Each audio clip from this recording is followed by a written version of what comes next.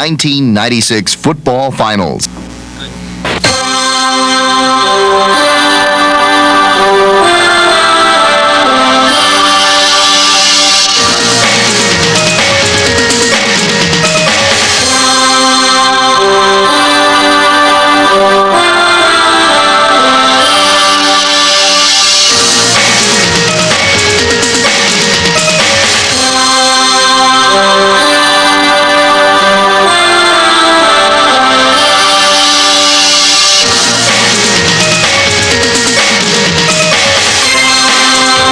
MHSAA On Pass is presented by Farm Bureau Insurance, proud sponsor of the MHSAA Scholar Athlete Award, and by the United Dairy Industry of Michigan, promoting healthy eating habits through the Sports Nutrition Award Program. Good evening, everybody, and welcome to the Silverdome for what we expect to be a classic. I'm John Matlack, along with former Central Michigan and Buffalo Bills linebacker Ray Bentley. We can always say that as broadcasters about a game living up to expectations or having high expectations, but what we have here tonight in Belding is a classic running team. What we have here in Jackson-Lumen Christi, Ray, is a classic passing team. When you get those two together, and they can both play defense, we need to point out, the expectations are running very high. This is a classic matchup, one I'm very much looking forward to, John. Belding, they hide the ball with the wing tee. You never know who's got it, and they scored tons of points all year. And then the Lumen Christi team has been able to roll up big points as well, and they play a little defense over there too. Should be a good one. All right, you always look at featured players. For Jackson-Lumen Christi, a young man by the name of Jeff Ziegler, the quarterback, makes things go. He is good enough that Big Ten teams were interested. He's going to Illinois to play, but first things first, he's got to make this machine run tonight. And I believe he will. This kid is the real deal. 6'5", 210 pounds. He throws the ball as smooth as butter. He's thrown for over 1,100 yards this year, 11 touchdowns, and their offense really revolves around them. Even though they've got Sykes, a 1,000-yard rusher, it's a nice mix-up. But it's Ziegler, that's the linchpin for the Christi offense. And it's really on the other side of the coin as far as Belding is concerned, Ray. They do pass rarely, like every time Friday the 13th comes around. But when you've got two independent running backs with 17 touchdowns apiece, hey, why put the ball in the air? Well, these guys are like twins. They're the same size, 5'7", 170 pounds, both of them over 1,000 yards, each of them with 17 touchdowns, as you mentioned. And it's a lot of times hard to find out who's got the ball, and when you do, if you got the right one. This is a 1-2 punch for the Belding offense that's going to cause a little trouble for Lumen Christi tonight. Now, this guy played defense, so we've got to ask him about defense. You have two offensive powerhouses. Very often, the team that plays a little better defensively wins a game like this. Right you are. Defense wins championships. It's a cliche because it's true. And I don't know about who you give the edge to on defense, but I know that Irv Ziegler thinks that his Belding defense is the best that he's ever had there. And Jackson's defense, they're tough as well. It's really going to be an interesting game. I think the key to this one, John, is who's going to be able to control the ball on the ground. All right, we've got Belding, Jackson-Lumen Christi. We are pumped. Stay tuned. The MHSAA State Championships brought to you by Farm Bureau Insurance. In every corner of the state, Michigan folks receive a special kind of insurance help from Farm Bureau insurance agents. Help when it counts. People talking with people, and that'll never change. Wherever you live, whatever your lifestyle, your Farm Bureau agent is near you and has one objective. We're making your future more predictable. Farm Bureau Insurance. Farm Bureau Insurance. And now let's make that random call with today's $10,000 question. Who shot Alexander Hamilton in that famous duel?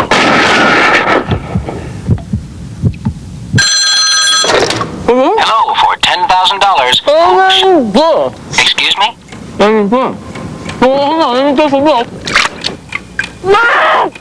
Oh, I'm sorry, your time is up. Got milk? Belding, Jackson-Lumen Christi, big-time offenses, balanced offenses, good defenses that maybe don't get the attention. We think this will be an absolute dandy, and we're glad you are with us. Belding, dressed in black and orange, will receive and go on offense first. Brett Cummings, number 32, Kevin Schlosser, or Jerry Cotter rather, deep. That is Cotter, who fakes a little give, and he's going to head right off the kick by Jared Fritz. He will get out near the 30-yard line. And the Belding offense will try to kick it in gear from right there to start this championship game. Jerry Cotter is the quarterback. He will have Brent Cummings, Brendan Albert, and Marwood backing in the backfield. And Ray, this is an offense, if you've not seen this wing T before, you better concentrate because everybody has a chance of getting the ball on every single play. Yeah, you better pay real close attention to the pigskin because they're gonna move it around, they're gonna hide it, and you're not gonna know who has it. You're gonna think three guys have it at one time. Really, that's the key to that wing T offense. And it's particularly challenging to those of us who are broadcasting. Well, you saw the carry there, and you saw that it wasn't going very far at all. Brendan Albert, the 5'11 senior, runs into a stone wall and backs up. Big stone wall was Matt Putra that time. He just filled that hole like you want to see a kid fill a hole. And you can hear the pads crack all the way up here. Bam, there's the shot right there. Excellent stick, and that's a good start for the defense for Jackson, which has really only given up 7.8 points per game this year. They're a good defense. They're going to really test out this Belding O today. Gain was for a very short yard. Call it 2nd and 9. Backing and Albert are the twin setbacks. The wing is Brent Cummings, the sophomore. This time it's backing. I beg your pardon, that's Albert again crossing the 35 and getting good yardage before he's tripped up there, and it'll set up 3rd and about 4. Jared Fritz, senior linebacker, second on this team in tackles, made the stop. And now we'll see what Belding does on 3rd down. John, as you mentioned in the open, not a big passing team. They really haven't needed to because they've been so explosive running the wing team. Cotter, in fact, has thrown only 36 times all season, completing 17 of them. But with good yardage, 243 yards and 3 scores. 3rd, and they are calling with 5. Cotter will roll, flush, throws out in the flat, and has his man and has the 1st down. That was Marwood backing, who came out of the backfield. They had to wait for the play to develop, Ray, but he was open for the 1st down. Yeah, you're going to see he's going to try and hit the tight end coming across here. Good coverage by the safety coming over. Nothing there. Cotter has the presence of mind to throw it out in the flat for a wide open backing who gets a big 1st down for Belding. Well, we talk all about the running game, so of course they're going to turn it to the air and pick up the 1st down. There you see the Belding starting offense.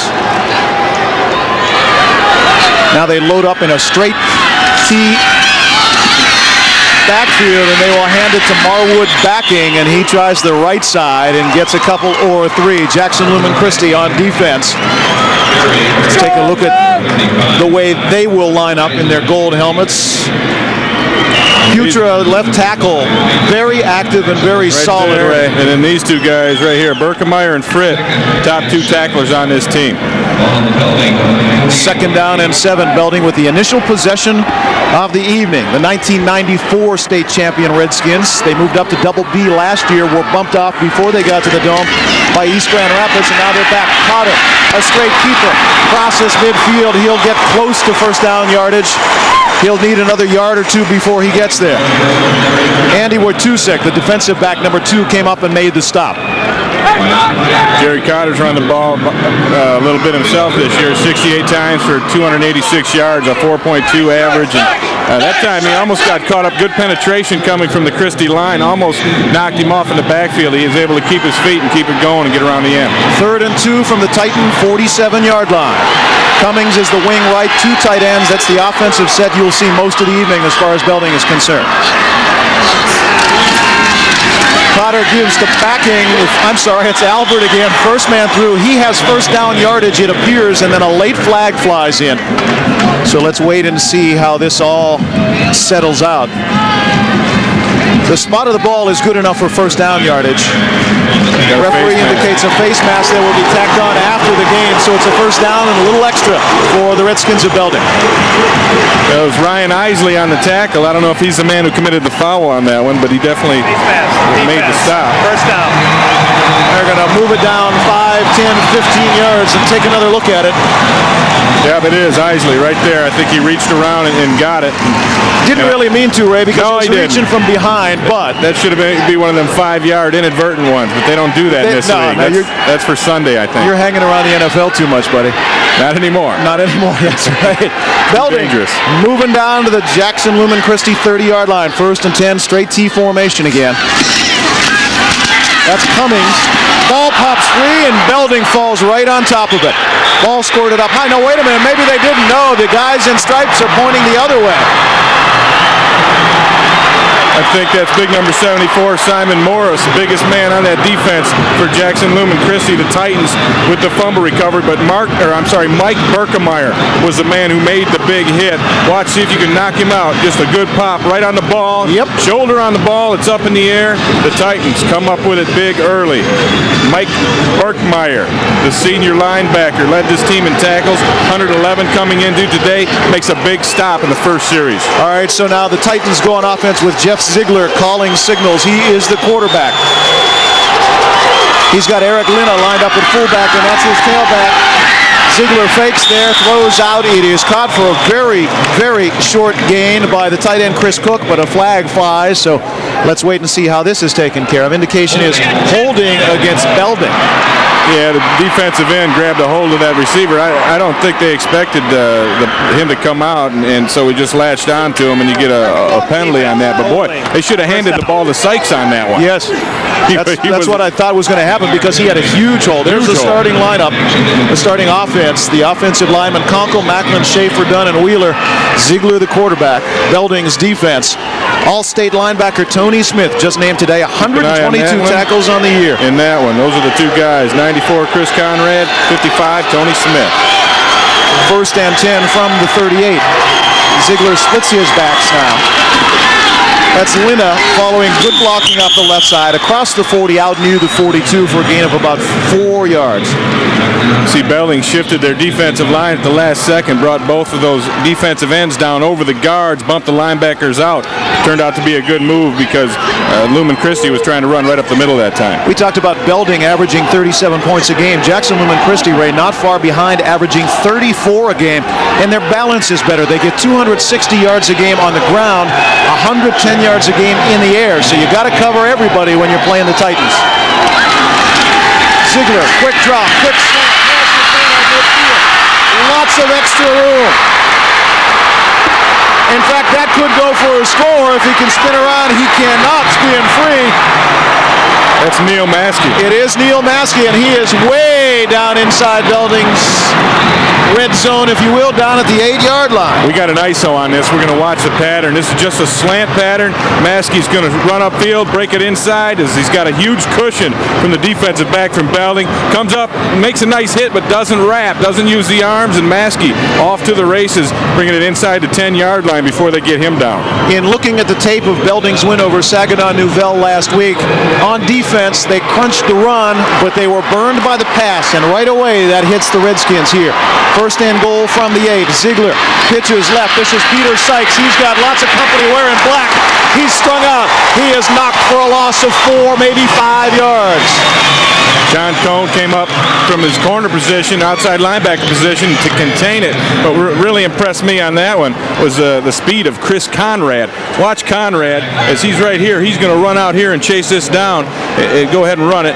It's a quick pitch. They get it outside. Watch 94, the wheels he'll show. Good crack back there. That guy's out of it. Conrad runs his man down, and good support coming up from the corner. Ziegler, play action, getting trouble from behind, throws complete down at the 4-yard line. That's Steve Bush, his flanker, and he was 1 split second away from being demolished by a blitzing corner, Ray. Well, what is impressive on that one is the quick release from Ziegler, the way he's able to get that ball out there with a little bit of heat on it as well, with the pressure coming on him, and his receiver did a good job. I'll tell you this, if Ziegler could have got that off earlier, you'd be looking at 6 points for the Titans right now. Now they're facing 3rd and goal from the 3. Tight formation, double tight ends. Sykes and Eric Lina, the setbacks. Ziegler wants to throw, has his man knocked down in the end zone, almost picked off. Tony Smith, the linebacker, had an opportunity to get a hand on it cleanly, Ray. Tony Smith's the guy they expect to make the big plays. You know, an all-state linebacker, a Division I prospect, knocks her down in the end zone, and it's going to put a 4th and goal on Jackson Christi. Watch Smith on this one. Good reaction. They might have... Good job of looking at that play and then getting to the spot that he needs to get in, because, again, Ziegler has a guy open early. 4th and goal. Herb Brogan rolling the dice early. He's going for it. No field goal stuff here. Same play. Ziegler has his man. Is he in the end zone? No, he's not. It's completed to Sykes, and he is drilled at the goal line by Kevin Slosser. What an early stop for the Redskins. Yeah, we talked about all the offense, but we're seeing great defense right now, and that was just a big hit. Let's see if he gets across the plane here. As he's ruled that he wasn't. Slosser's got to come up, and you got to take a guy high on the goal line. Looks like the foot was in, but the ball wasn't. It's a big stop for Belding. Now the Redskins have to take care of things on offense. As you get another angled view here, and that's a good call from that angle. He did not make it in. Referee Johnny on the spot. Well, a whole bunch of guys bunched together on both sides here from the 1. Handoff is to Cummings, and he gets very short yardage. He'll get it out to perhaps the 3-yard line before big number 99, Mike Burkmeyer, with 111 tackles to his credit this year, adds one more to his list of accomplishments. Burkmeyer's a really intense linebacker. He plays all over the field. He's one of the guys that the Titan defense really counts on. Big hitter, too. 2nd and 8. 5.5 to go in a scoreless first quarter. Handoff is to Brendan Albert, and the Titans defense very much attuned to what Belding likes to do. They were on that play very quickly. Coming up from his linebacker spot, Jared Fritt, who had 95 stops on the year, and that's going to bring up 3rd and perhaps 7 for Belding. There's Fritt right there. He just weeds through it all and gets his face in there. Had a little help from Burkmeyer and did a good job. And Belding really hasn't tested the perimeter of this Titan defense yet, and this isn't really the ideal place in the field to do it, but I expect him before long to try and get this thing outside. Well, the Redskins just want a little breathing room if they have to punt. 3rd and 7. Look out. Cummings is stopped in the end zone. That is a safety. And Lumen Christie's defense rises to the occasion. Tim Bullinger, number 5, was among the people tracking him down. Also, number 68, Brennan Kewen, is the guy who really gets the play right here. Does a great job of stringing out the sweep, containing it, and not only that, finish it off, make the tackle. Here he is right here. He's going to come up, play the outside, get the release. He's going to make the play.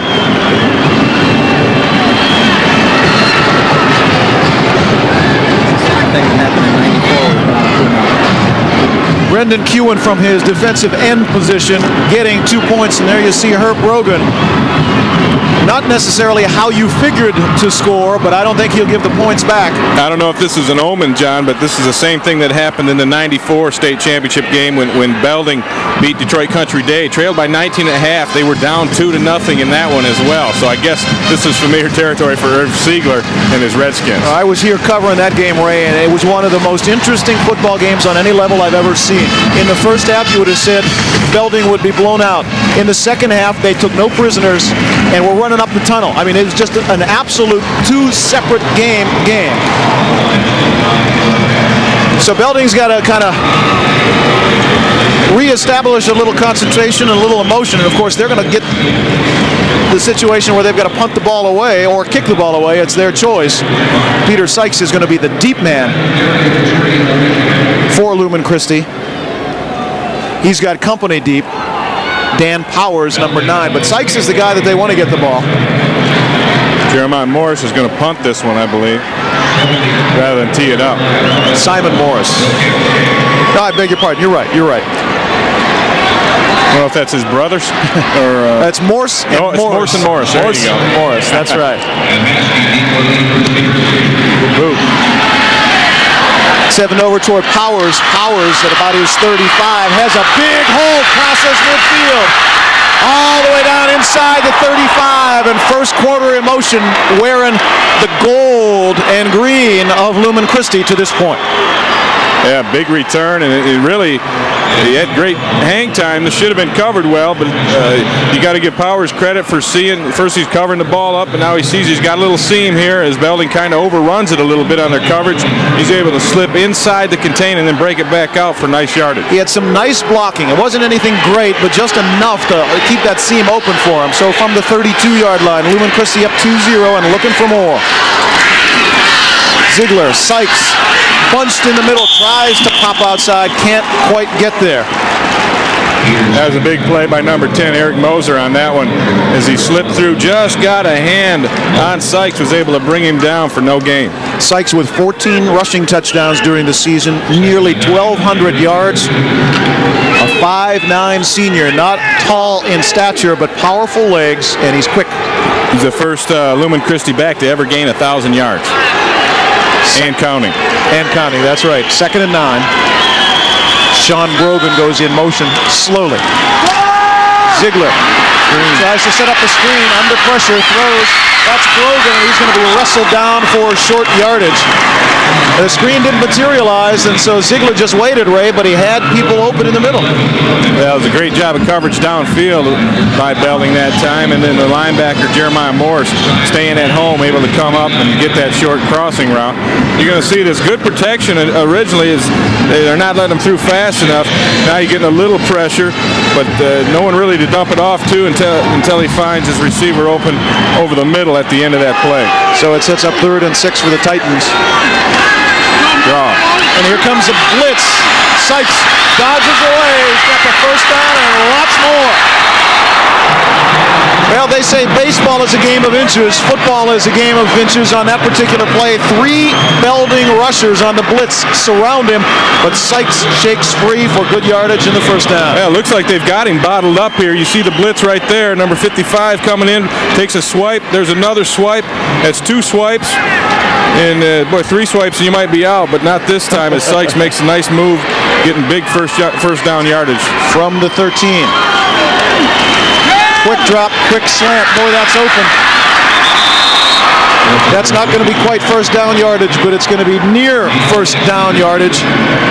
John Hall with a hit there. Nice hit from coming in from his safety position.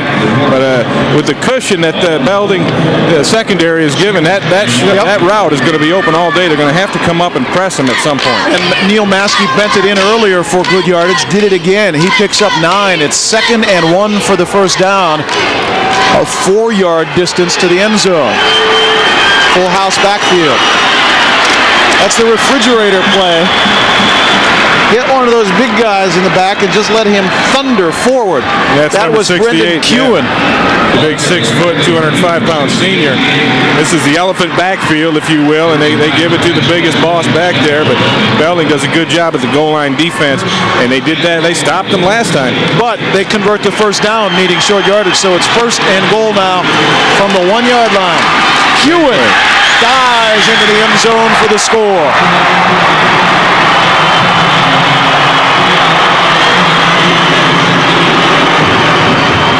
Yeah, you got to give an assist to big number 72, Trevor Wheeler.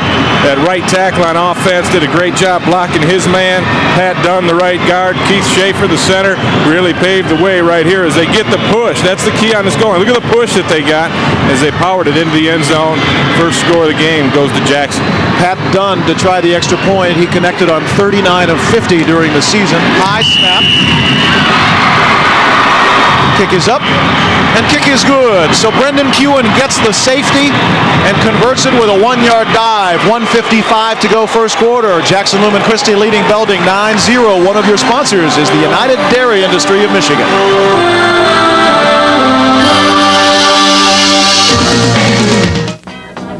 Can I get some milk, please? She got the last one. Excuse me, I'll be right back, okay? We need 2 special. All right, let's not take half of the bag, huh? You become a sweet taste in my mouth. Ooh. And I know you're gonna baby. Oh, yeah. I see. If you do decide. Got milk. Check, please.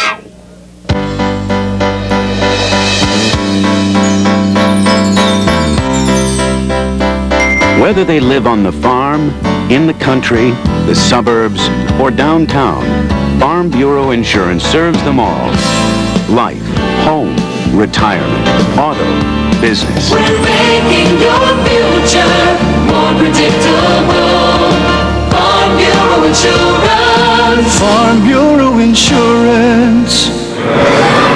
Well, in and a game billboarded as a great offensive matchup. So far, it has been Jackson Lumen Christi's defense doing it, converting the safety for 2 points and then getting a nice kick return. And here's another look at Kewen bulldozing his way in. Great push by the offensive line that time for Jackson. That really is what put that thing in the end zone. Kick bounces around a little bit, and Slosser picks it up. Beg your pardon, that's Cotter. Jerry gets out across the 20, the 25, and out across the 30, where Belding will go on offense. And I'm sure Irv Sigler, who is a fiery, emotional kind of coach, is trying to get his Redskins offense shot up a little bit on that emotion. They need to gather themselves and get something moving here. And you see Jerry Cotter, the quarterback, on the kick return, make a nice little in cut and get an extra 7, 8, maybe 9 yards. Yeah, Ryan Isley on the tackle, but it's time for this Belding offense to really try to get something going as you look at the scoring summary, the drive for the Lumen Christi Titans. And when you only have to go 33 yards. Makes it easy. Yeah, it sure does. Handoff is to the first man through, and there is simply very little room up the middle where Belding loves to go. That was Brendan Albert, and he just has no room so far, Ray. Yeah, Jared Fritt made the hit, but I tell you what, it was the defensive line up in there that really bottled things up. Matt Potra and Ryan Isley doing a great job in there on the guards, just not really letting Belding get any creases, anything to run through. During the course of the season, nobody really shut down Belding's offense. Even the one game they lost to Caledonia. That was a 35-30 shootout. 35-30, that's right. Cotter wants to throw. Looking downfield, there's nobody there. And he just cannot shake free. Tim Bullinger comes up, stays with him, and then wrestles him down. And right now, Belding's offense is stymied. Yeah, they don't know. They really have nothing going on them right now. They're not doing that great of a job of hiding the ball, and it seems like anywhere they end up with it, there's a couple guys from Lumen Christi ready to make the hit. You see Cotter rolling out right here. Coverage is there, so he's going to tuck it away, and Bullinger comes up and makes the hit and gets a little help at the end from number 99, Mark Berkmeyer. Well, he was looking downfield for his tight end, Chad Antcliffe, but there were two gold hats following Antcliffe around. Here comes Cummings, the sophomore, trying to get outside. He gets away from a couple of tacklers, but cannot quite get to the 40, so he's going to be 3 or 4 yards shy of first down yardage. Sean Brogan would not let him free, and so the Redskins are going to face third, actually fourth, I beg your pardon. What they're going to face is a punting situation. They're pulling two guys out, and then what happens is the running back gets wider than his blockers. He does beat contain, but that's when Brogan comes up from his safety position, makes a good, sure, open field tackle, and he has a whole bunch of help. You are watching the Michigan High School Athletic Association on pass. Fourth down.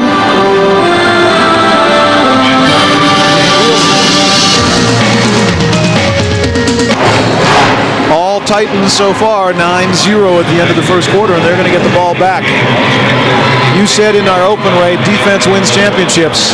Now, it's a little early to hand the trophy to anybody from Jackson, but so far, their defense is the story of this game. Yeah, right now they are totally shutting down the Belding running game, which is something of a surprise when you look at the Redskins coming in, averaging over 300 yards, in fact, 313 per game on the ground. Two guys rushing for over 1,000, and no one's broke one loose yet. Pete Sykes, Neil Maskey. That's Maskey taking it over his shoulder about the 25. Both of these guys are great punt returners, and you saw the explosion of acceleration as soon as he got it. He gives Lumen Christi good field position up near the 40-yard line. Yeah, Maskey took a kickoff back earlier this year, 90 yards for a touchdown, so you know he's got the speed to go the distance. Once he gets his feet set, watch the zoom here. No hesitation. Bang, there he goes. Yeah, good vision in there, picking his hole, and then you're going to see three guys at once come in and make a little stop on him. There you go.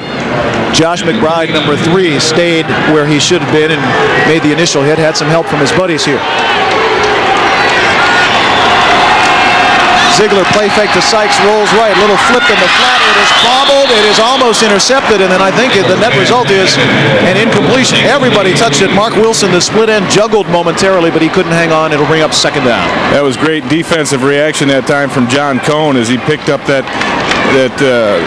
there he is right here. He's out in his position, steps on up, and it was also excellent reaction from Tony Smith because it's a bootleg, and a lot of times you'll get sucked in and you'll be behind the receivers, but Belding did a nice job covering that one up. Second and 10. Sean Brogan goes in motion.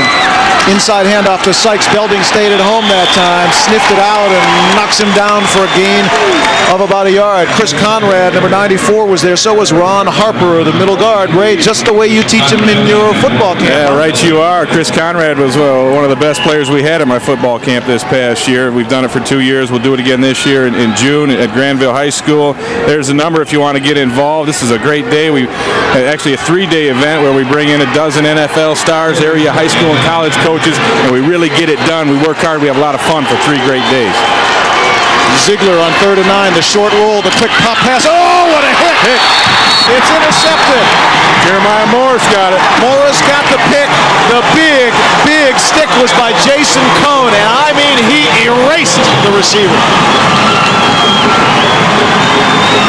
It's actually Jason. Is it Jason or John? There's a couple of cones out there. I think it was Jason, number 2. Yep, number 2. Big pop.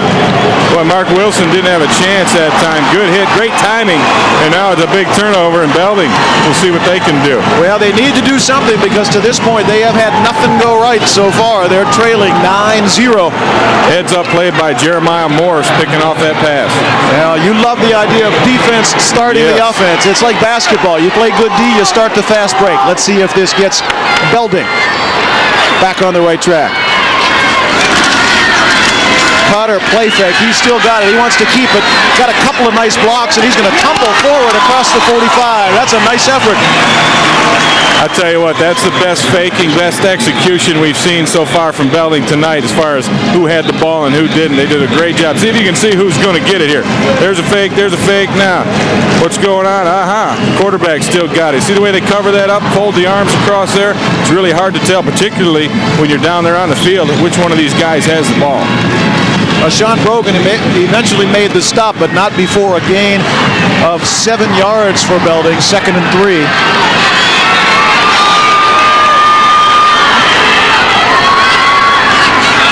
Well, flags will fly. You want to get an early start off the line of scrimmage, but Ray, maybe not quite that fast. Well, Marwood backing got a little bit of a head start that time, and that's going to cost them 5 yards and back them up. And that, boy, you don't want that. That's going to kill a drive unless you can make up some extra yardage on a play. Irv Sigler, the head coach for the Redskins, 8th year at Belding, 69. Legal procedure, offense. I beg your pardon, didn't mean to intrude on the call there. 69-16 in 8 years, career record of 172 and 67. 35-2 in the last 3 years. And a state championship. Not too shabby. Other than that, Irv hasn't done a darn thing, has he? What's he waiting for? That's right. 2nd down and 7 now. A ball right in midfield.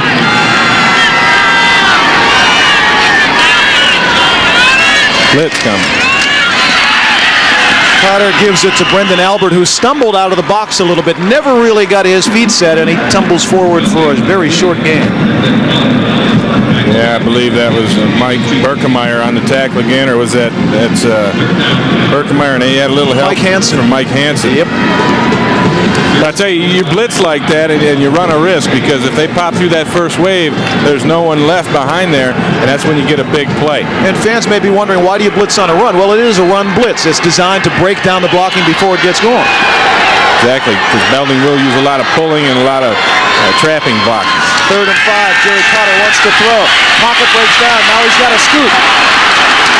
Actually ran into his own man as he got to the 45. He's going to be a good 3 yards short of first down territory. Marwood backing was down trying to block. He didn't know where Cotter was going to go, and Cotter ran into him. Yeah, it looks like he had a chance to pick this up, except that he's going to run right into his own man and put a stop to it. His backing's trying to come back and help him out. Wasn't able to do it, and it's Andy Wojtusik that comes up and makes the play. So Belding, after the interception, cannot do anything, and they will have to punt it away with the Redskins. Jeremiah Morse is the punter.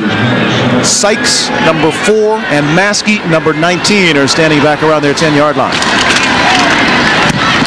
Morris puts maybe too much of a foot into this one. This baby's out of the zone. So Jeremiah didn't want to quite kill it that much, but he did kill it. And so Jackson Lumen Christi gets it right back on offense. We've got 8:21 to go, second quarter. Lumen Christi leading Belding 9-0 and getting the ball right back.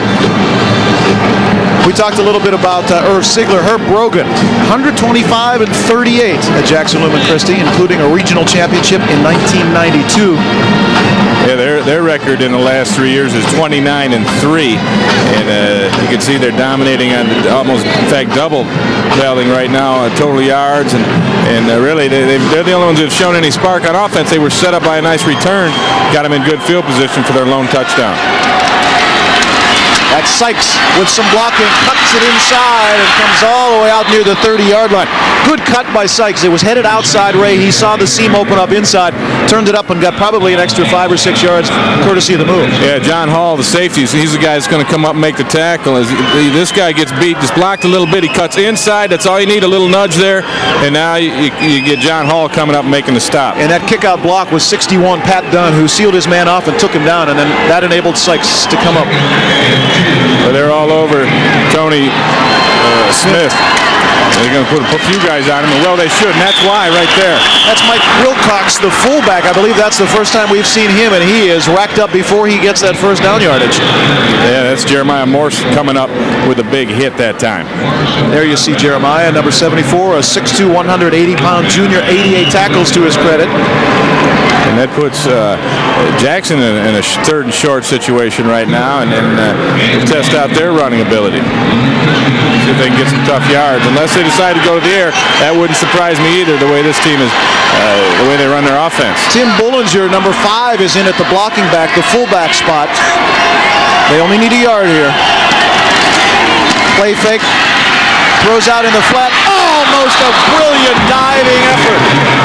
Flying after the ball was Mark Wilson, the split end, who's gotten 6 for scores this year. He went flat out, got his hands on it. Not enough stick him on the fingers. Nice fake there, but Jason Cohn smelled this one out. You see him dive right there in front. I think he was there just enough so that ball was thrown just out of reach. And now Jackson will have to punt. Good defensive set for Belding. And so they'll send Kevin Slosser, number 1, and John Hall, number 40, deep. Jared Fritt, who's averaged 35 per punt all season long, is going to get it out of harm's way. He was booming him in pregame. And he booms this one. Boy, does he put a charge in that. Slosser over the shoulder all the way back near his 20. Good coverage by the Titans. Now he's going to try to bend it against the current and does a real nice job to get it out near the 40-yard line.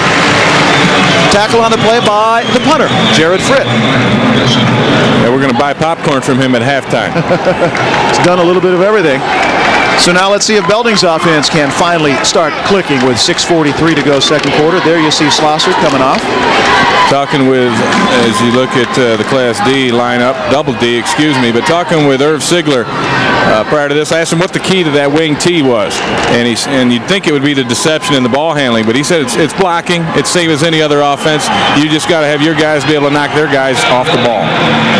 Well, it hasn't happened so far, which is to Jackson Lumen Christi's credit. Titans lead at 9-0.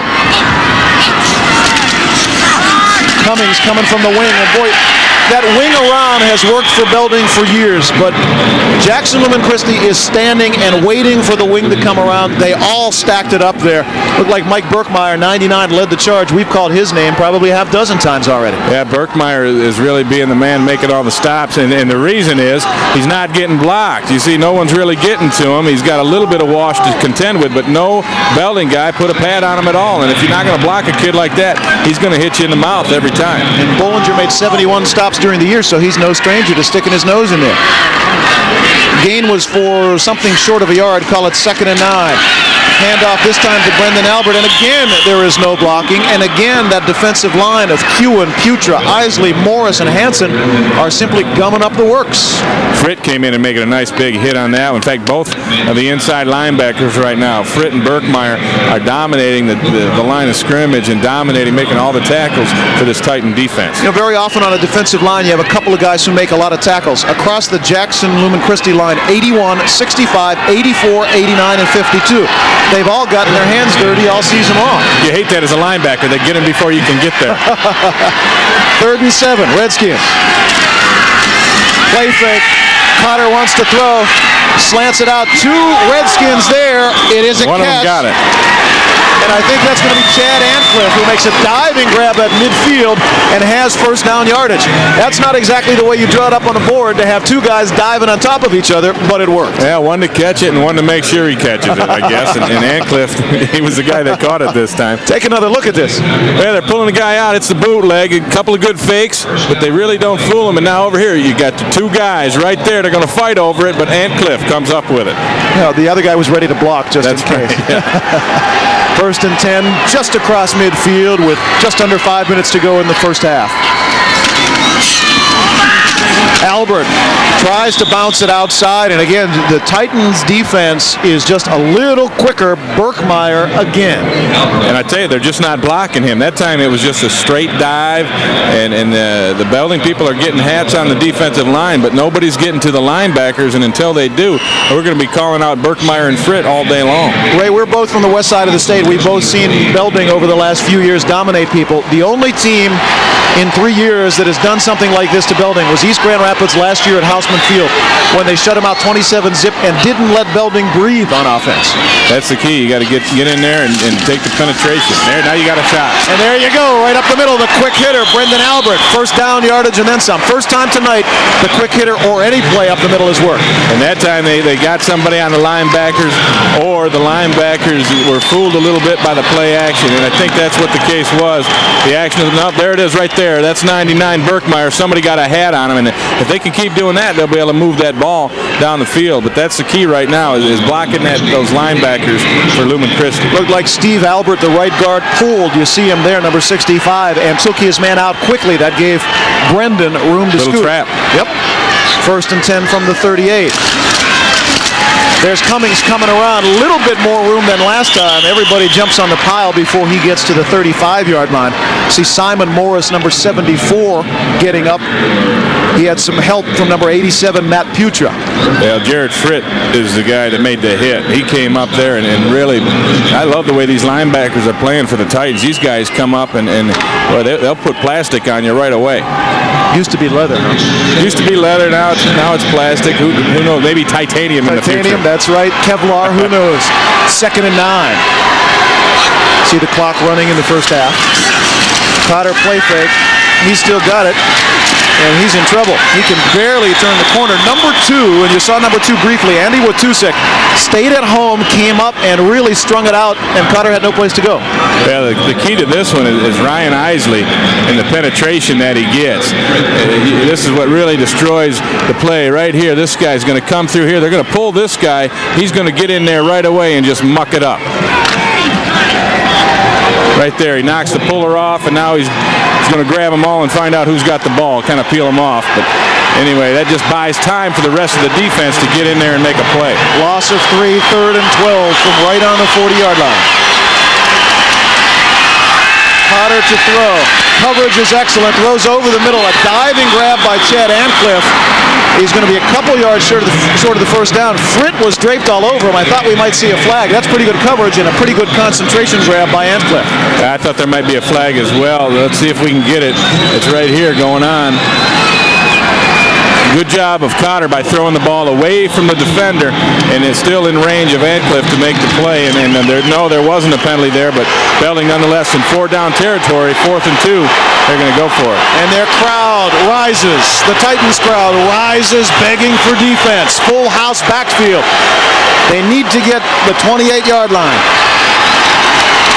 Albert strung out, tries the corner. He will not get there. The defense all over the place. Number 5, Tim Bullinger came up. Number 99, Mike Berkmeyer was there. Titans ball. Also, Andre Watusek in that one as well. But the key to that one was the blitz. And here's the linebacker. That's 99 Berkmeyer, and they're coming. And they're filling it up pretty big, and there's really nowhere to go. And then you got to try and bounce it outside. Does Albert, and boy, there's nothing out there either. And then now it's a turnover. Big defensive stand for this Jackson Lumen Christi defense. Really showing something here tonight. 2:11 to go in the first half. They're up 9-zip. They're greedy. They'd like a little more before they go into the locker room. And Ziegler's going to go looking for it. Has a screen set, and there's nobody over there for Belding. Sykes gets a great block. Sykes is inside the Belding 40, and when he play action near side, the far side was vacant as far as orange and black was concerned. We'll see it on the replay. Tony here. Smith tracked him down, but you're going to see they're going to roll things out this way, and they're going to sneak a guy out here, and you're going to see a block coming out from over here that's just going to kind of wow you a little bit. 32 yards on the play, Ray. Here comes a block, number 65, right there for Jackson Newman Christie, and that is David Macklin, one of their captains. Wow, that was the hit I'm talking about, and that one sprung Sykes for the big game. Ziegler wants to throw the fade to the corner, overthrows Neil Maskey. It wasn't there, and there's a flag in the middle of the field where you very often get a holding call. Belding was coming hard up the middle.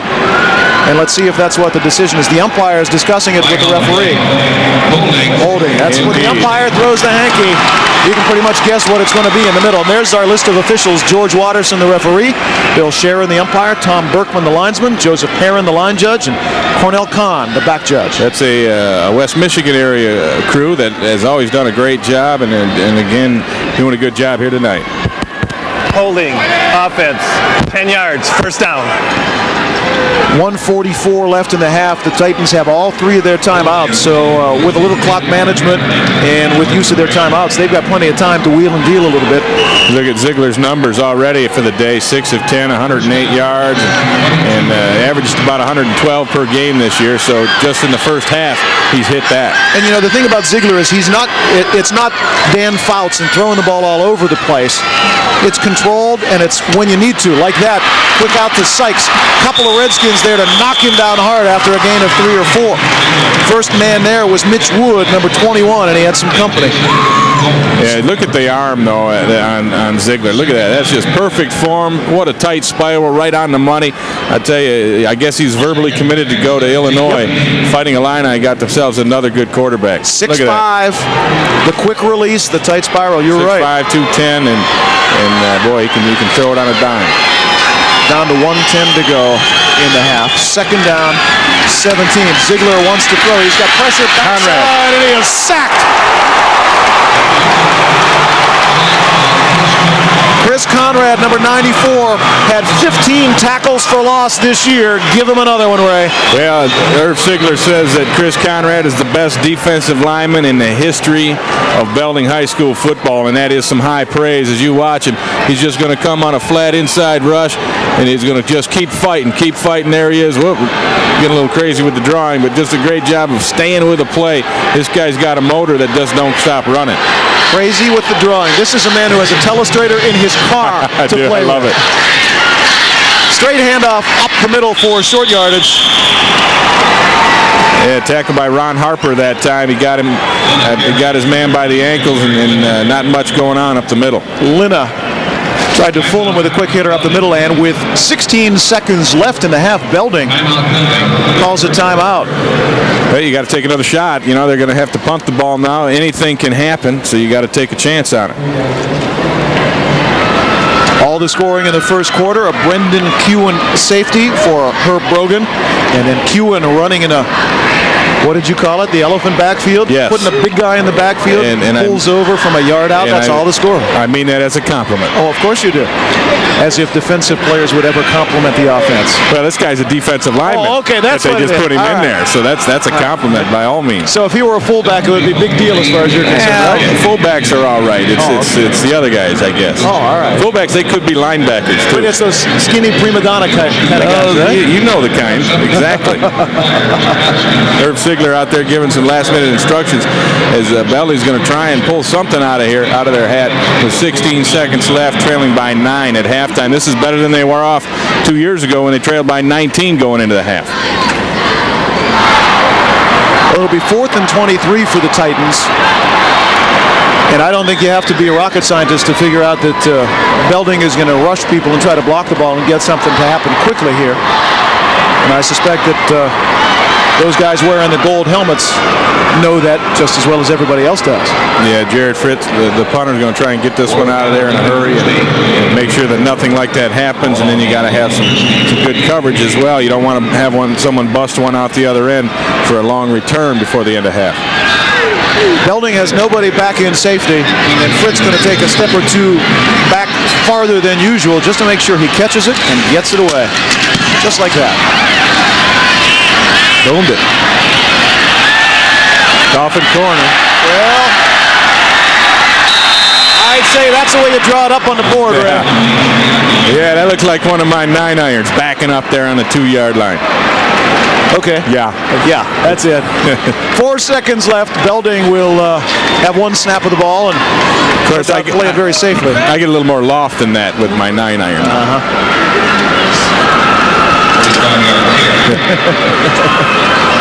Boy, look at that. See that back up on there? That's a spin. Now that's got to be a balata right there. Would you stop already? That's not a 2-piece. The John Daly approach to football here, huh? 4 seconds left. All the scoring belonging to Jackson Lumen Christi, all coming in a span of about 4 minutes in the first quarter. And they have dominated the statistics offensively and certainly defensively. But on the other side of the coin, Belding's going to go in and say, hey, guys, we got pushed around, and we're just down 9. Yeah, they're still in it. Very much so.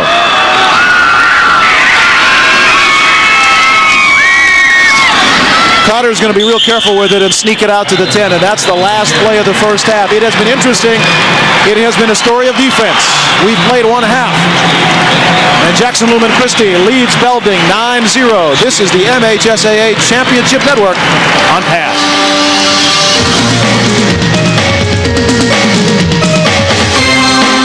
The MHSAA On Pass is presented by Farm Bureau Insurance, proud sponsor of the MHSAA Scholar Athlete Award, and by the United Dairy Industry of Michigan, promoting healthy eating habits through the Sports Nutrition Award Program, and by these advertisers.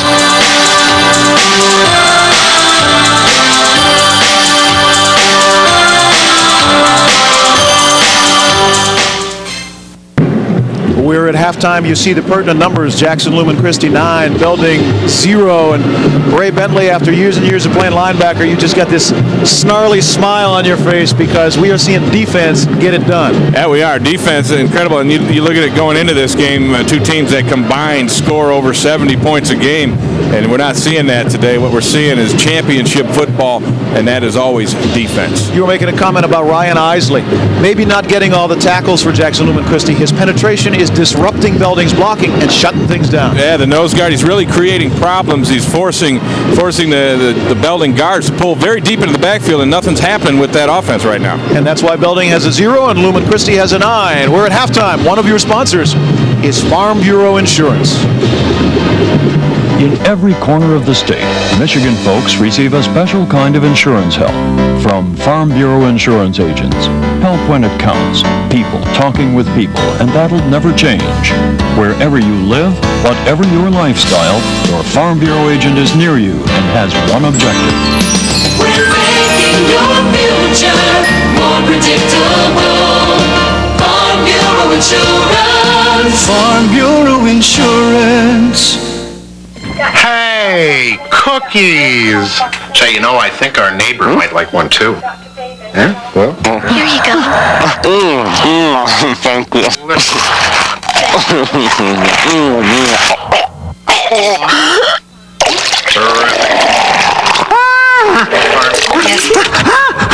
Thank you.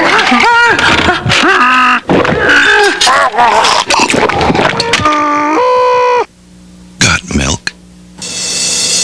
Come home to the Hilton Suites of Auburn Hills and enjoy the peaceful, quiet elegance and the warmth of our cozy lobby.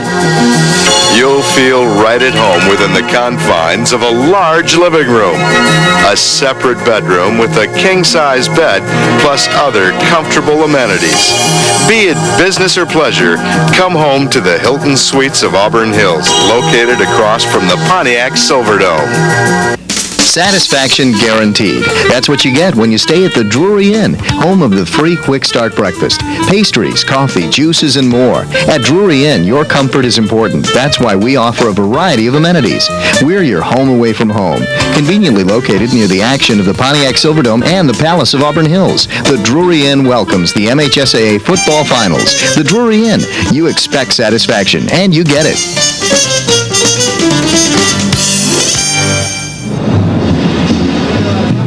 Jackson Lumen Christi leading Belding 9-0, and joining me right now is one of the Michigan High School Athletic Association bigwigs. Can I call you a bigwig? Nate Hampton, whose duty really is equity. And Nate, it's one of those words we hear a lot about, and a lot of people think, well, yeah, I kind of know what it is. Tell me exactly what the issue is. What do you deal with day to day? In terms of equity, that's not what I do from day to day. I have responsibilities of football, boys and girls basketball, track and field, and cross country. Equity, as far as the association is concerned, we have a standing committee, and I happen to have the responsibility of chairing the standing committee for our Michigan High School Athletic Association. The issue of equity, I guess you go back to Title IX, and some people are familiar with that. Equity versus men's sports, women's sports spending. It's become a very controversial issue, especially on the college level, with some colleges deciding to cut back men's sports to balance things out. Are you wrestling with issues like that? We get an awful lot of calls in our office to ask about Title IX issues and questions. However, the MHSAA is not a regulatory body, nor does it have the authority to deal with and make interpretations or decisions concerning equity. So we have to turn those people back to the federal government for those kinds of answers. But what we do, however, is to try and steer them in the right directions to find the information that they need. I know you're also involved with the same issue on a national level. Where is it going in terms of high school federations across the country? The same issues apply all across this America in terms of trying to provide opportunities for women and minority women and men so that we can all share in this athletic experience for our young people. Now, you have a particular issue that comes up almost every year in Michigan. Women's basketball is played in the fall as opposed to in the winter. Volleyball works opposite. I know there is some sentiment to go back or to send it to a different balance where the girls' basketball would be played at the same time as the boys' basketball. You probably hear more about that than you care to hear about. We often do. The conversations and discussions go on constantly. However, when Michigan first established its women's basketball program, it was the school's decision, our member school's decision, to have it a fall sport. We are one of 4 states that will play fall basketball, and it has worked well, except for the volleyball people want to switch seasons, some basketball people, but it's going to take a constitutional change pretty much with our association to have a change right now. The discussion and the arguments will no doubt go on, Nate. Is there, in your opinion, is there a point at which it may be addressed more seriously? It is addressed seriously. Believe me, all of our discussions are extremely serious in their nature and in their content. It will be an ongoing discussion, but as far as we know, the federal courts under Title IX say that seasons is not a Title IX issue. Length of season, the opportunities that boys and girls have is the key issue, not when the seasons are played. 30 years ago, it wasn't an issue at all. Maybe it's not a bad issue to have to balance things out and make it work fairly for everybody, because high school sports is about opportunity. Absolutely it is, and presently I do think we have a fair situation for our men's, our boys, and our women's seasons. All right. Nate, thanks for joining us. We appreciate it. It is a pleasure, and thank you. All right. Nate Hampton from the Michigan High School Athletic Association. We're at halftime. Jackson Lumen Christie leading Belding 9-0. One of your sponsors, the United Dairy Industry of Michigan.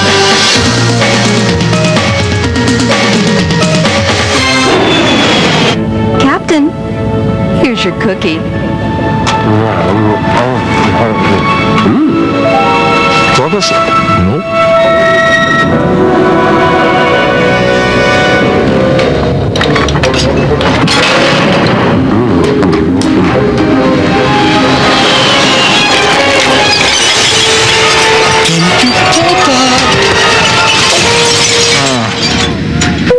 Got milk?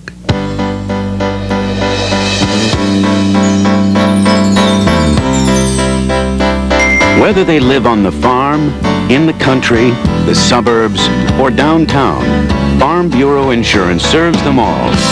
Life, home, retirement, auto, business. We're making your future more predictable.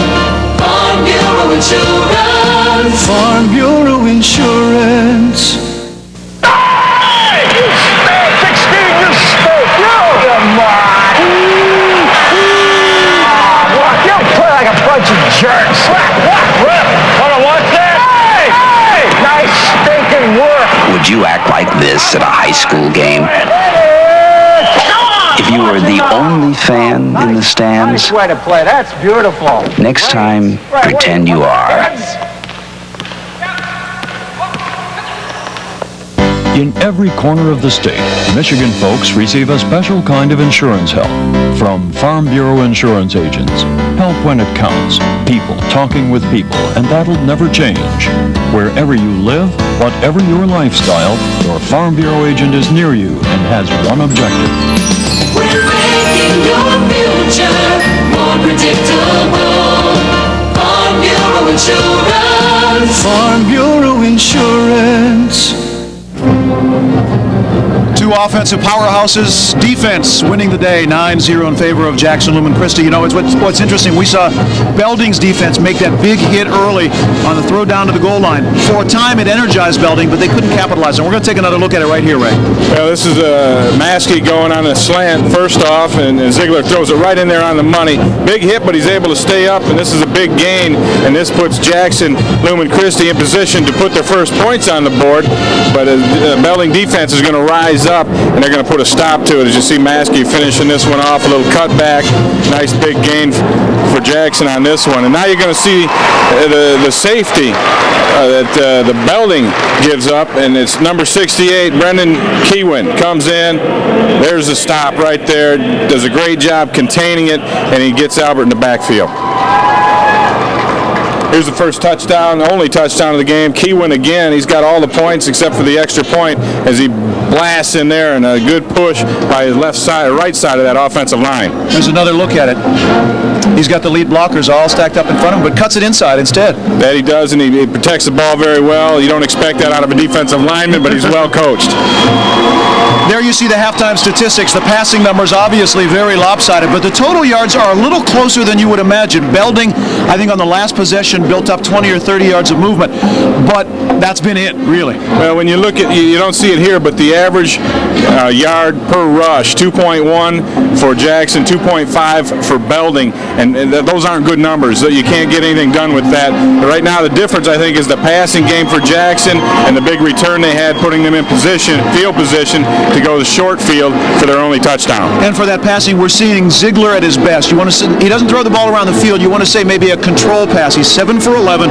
He's hit his men short and let them run with the ball, which is the easy way to pile up the yards. This kid can throw the ball anywhere he wants to. I mean, I know they're going to loosen it up and they're going to go deep before this thing is over, but the way that the Belding secondary is playing right now with the big cushion that they're giving them, they just drop it right in front of those guys and let the receivers, Maskey, do the job. Well, obviously the two teams are going to make some adjustments. Belding needs to make some adjustments very quickly on offense to get him going. Lumen Christi leading it 9-0 at halftime. You're watching the MHSAA on Pass.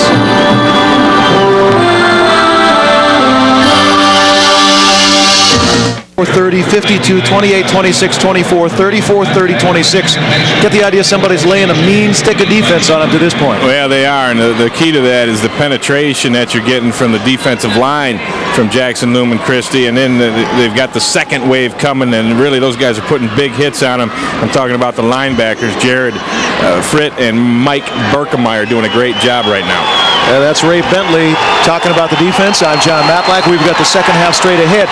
The thing that Ray Bentley most likes about doing these games is playing with a telestrator. Oh, The second best thing is getting to be a coach. You're Irv Ziegler in the locker room. You've got to make the halftime adjustments to get your offense to work. What do you do? Well, I don't know what Irv's style is. I think I know. I think he's going to peel a little bit of the paint off that locker room and try and challenge these kids to come out and give more of an effort in the second half. Another thing I think you might want to do is line up in that T formation and let's do a little smash mouth. Also, they haven't really tested out the perimeter, and when they have, Jerry Cotter's been able to run outside with some good success. So I think maybe you try and get it outside a little bit and also go right at them. I think they're getting a little problem with the penetration, so you want to maybe quit pulling those guards as much and let them fire straight out and be the aggressor on that line rather than sitting on your heels. If you're Herb Brogan for Jackson Lumen Christi, you've got to be pleased at what your defense has done, but I think he's got to look and say, you know what, we should have more points on the board than 9. Yeah, I think that they're going to get that offense going again. So far they've had a nice mix with the run and pass. I expect that they'll get Ziegler back there throwing the ball again this second half and trying to make a big play happen that way, and maybe challenge that Belding secondary deep on the outside where they showed a little bit of susceptibility in the previous game. In fact, the semifinal game against Saginaw New Val last week. Jeremiah Morse set to kick off for Belding. Peter Sykes is the deep back. He's got Neil Maskey on one side of him, number 19, and Dan Powers, who returned that onside, or I beg your pardon, the punt safety, after the safety. That's right, and gave Lumen Christi the field position is on the other side. This is going to skip down. It's bobbled around by Maskey, who still can't pick it up. Now does, and Belding snows him under at about the 23-yard line. Yeah, Marty Albert, the brother of Brendan Albert, one of the first guys down there, number 28, making the stop. Also number 21 in on that one. That's Mitch Wood, another special teams play. Called Mitch Wood's name a couple of times, coming from his right defensive end position. From the 23, there you saw Tony Smith, All-State linebacker. All he did this year was get 122 tackles. That ain't bad by anybody's stretch. Steve Bush, wide right for the Titans. Ziegler will hand to Sykes. Belding came up and supported very quickly.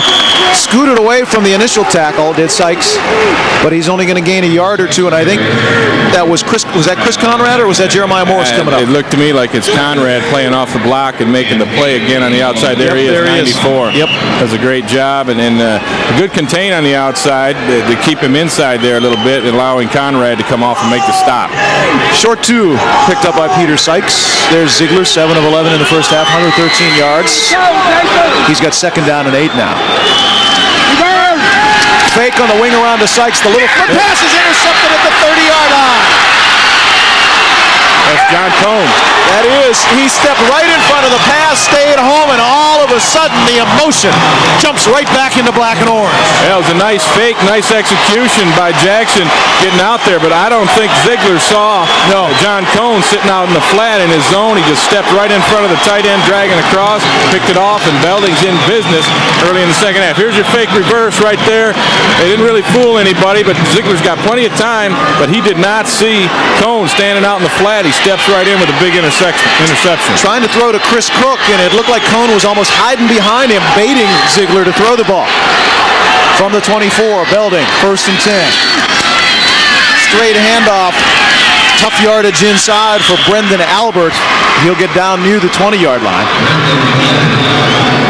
Again, a little penetration off the nose for Jackson, is able to make Albert pick his way early. What he's got to do is be able to hit that hole quick on the run instead of being dancing back and forth side to side.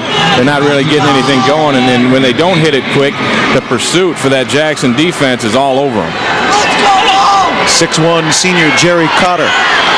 3 touchdowns rushing this year, 3 touchdowns passing this year. Brings him up to the line on 2nd down and 8.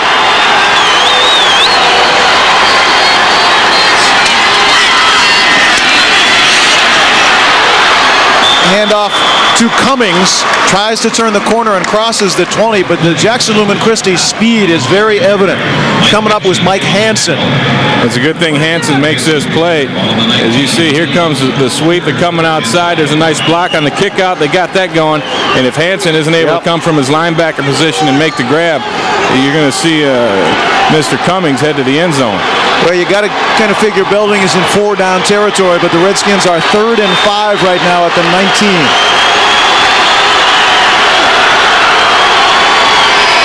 Cummings and Albert in the back, and there's going to be Troy Breimeyer. Yeah, Troy Breimeyer left early, and it's going to cost him 5. One adjustment that Irv has made right now, he's got Cummings and Albert in the backfield and Marwood backing up on the wing. Now, he moves the people around a little bit, but with Albert and Cummings in the set backfield, it changes things just a little bit. Well, that's the 1-2 punch that we talked about, and really coming out of that first half, they only had... Dead ball. False start, offense. They had 55 yards between them, but that's on 16 carries, so it's about a 3-point average, and that's when you look going into it. Cummings averaged 11.8 a carry, and Albert 7.3. They're nowhere near that today, and that's because of Lumen Christi's defense. So now it's 3rd and 10.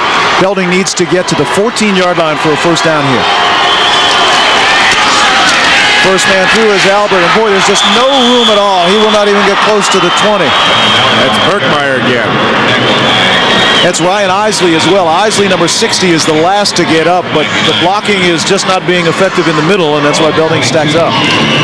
And you see the handoff right there, and you're right. That's Isley making the stop initially, and then Berkmeyer coming up for the cleanup. And this is a big 4th down for Belding. If they want to get some points, this is the time. And it's going to be 4th and a good solid 8 yards to go. Here's where that 5-yard penalty really kills you.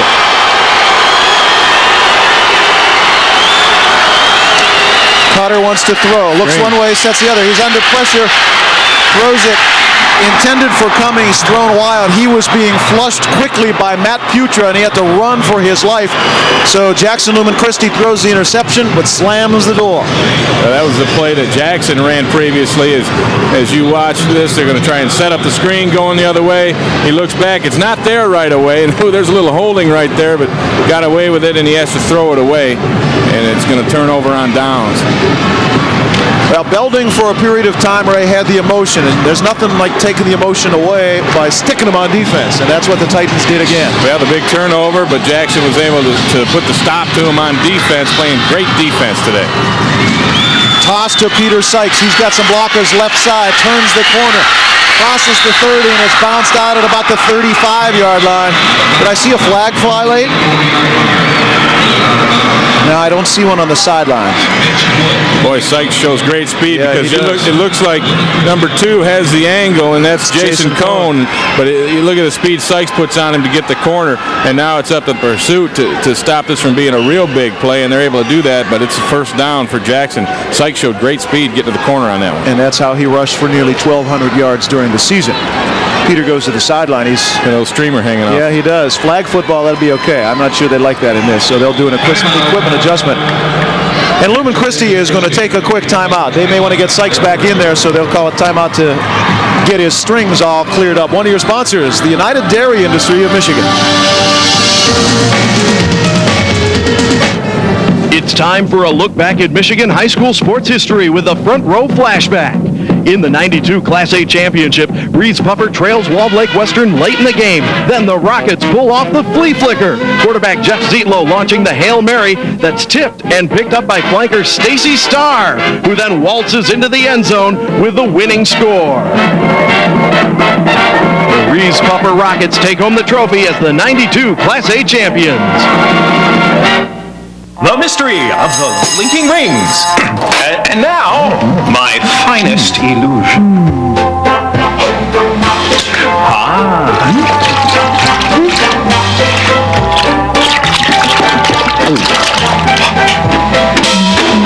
Voila! Empty! Thank you!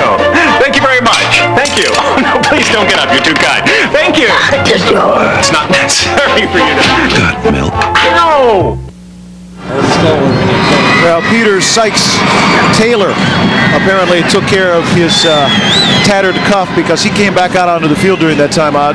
Have a guy who rushes for 1,182 yards and 14 touchdowns. I think you probably want him out there. Yeah, he travels with his own Taylor, too. Oh, I'm sure he does. Absolutely.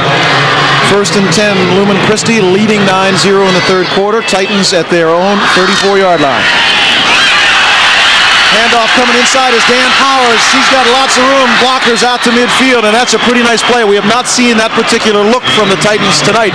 Worked very effectively there for 16 yards and a 1st down. That's a great job by Mitch Wood running it down. You're going to see they almost get him in the backfield. Trailing right there is Chris Conrad, but he's not able to pull the flag out. And this is going to be a nice big gain again for Jackson. 2 running plays in a row. They're chewing it up on the ground now against Belding. Little Ziegler with that fake pitch one way, had the misdirection going, and then had Powers coming back the other way. Bootleg, he wants to throw the screen, floats it out, and has his man, and his man is just barely going to get back to midfield. That was flipped out to Tim Bullinger in the backfield again. They wanted the screen set up, but a whole bunch of black shirts were in the way and making sure Tim couldn't go anyplace. Good job by the Belding defense, because not only did they pressure Ziegler on that one, as they get through, they also play the screen responsibility, and that's 74 Jeremiah Morse, and then number 40 coming up with a big play out of the secondary is John Hall. Yeah, he did. He stayed home, shed a blocker, and came up and made the stick. 2nd down and 10. Hall's been playing well at safety. Ziegler wants to set it up again. Throws out to Sykes. He's got a couple of blockers this time, but Morse comes up. And then coming up was Tony Smith to make absolutely sure Sykes was stopped. Well, that's why he's an all-state linebacker. He likes to put the leather on him, the plastic on him, whatever else he's got, he'll put on him. That's a great hit. This kid is 6'6", 215 pounds, and can run. And that's rare when you get a kid that big, that rangy, who can move as quick and as agile as he is. You'll see Morse pop in here. There's the and big then pop. Smith erases him. So it is 3rd down and 9. They'll call that a gain of 1. That's a painful gain of 1. Sykes in motion now. Ziegler going that way. Looking. Fires wide open at the 35. He's got Sean Brogan, and that ball was flat out zipped between the ones. That's an impressive throw from Ziegler that time. On the run, too. Rolling out to his right, and he's very comfortable with that, and he waits for the pattern to develop, and then he zips this. Watch this quick release. This ball will come from his hip, and it'll be gone. Boom. An arrow shot. Boy, you can't even miss those. Not that Brogan would, but this one's right in the hatch right here. And give Brogan credit because he found the little seam or the little hole between the linebacker and the defensive back and just settled down there. Right, Belding in the zone, and he split the seam on it. 1st and 10, Lumen Christi. Quick handoff, Powers. He's really produced. He runs over one tackler inside the 15. Muscle ball by 5'8", 160-pound senior Dan Powers. Jason Cohn able to get him down, but not until the damage was already done. And Jackson's putting together a very impressive drive. This is the quick hitter that gets through there. They sent the backs the other way to get the linebackers out of there, and there's the run over. And I tell you, it's up to Jason Cohn to come make that stop, or you could talk about end zone. The most impressive thing about this drive, as far as I'm concerned, is it has been completely varied. They've called stuff. They've reached down into the bag and dug out some new stuff that Belding hasn't seen. From the 14, it's 1st and 10. Little draw to Sykes, who tripped over the 19-yard line there, I believe, and tumbles down to about the 14.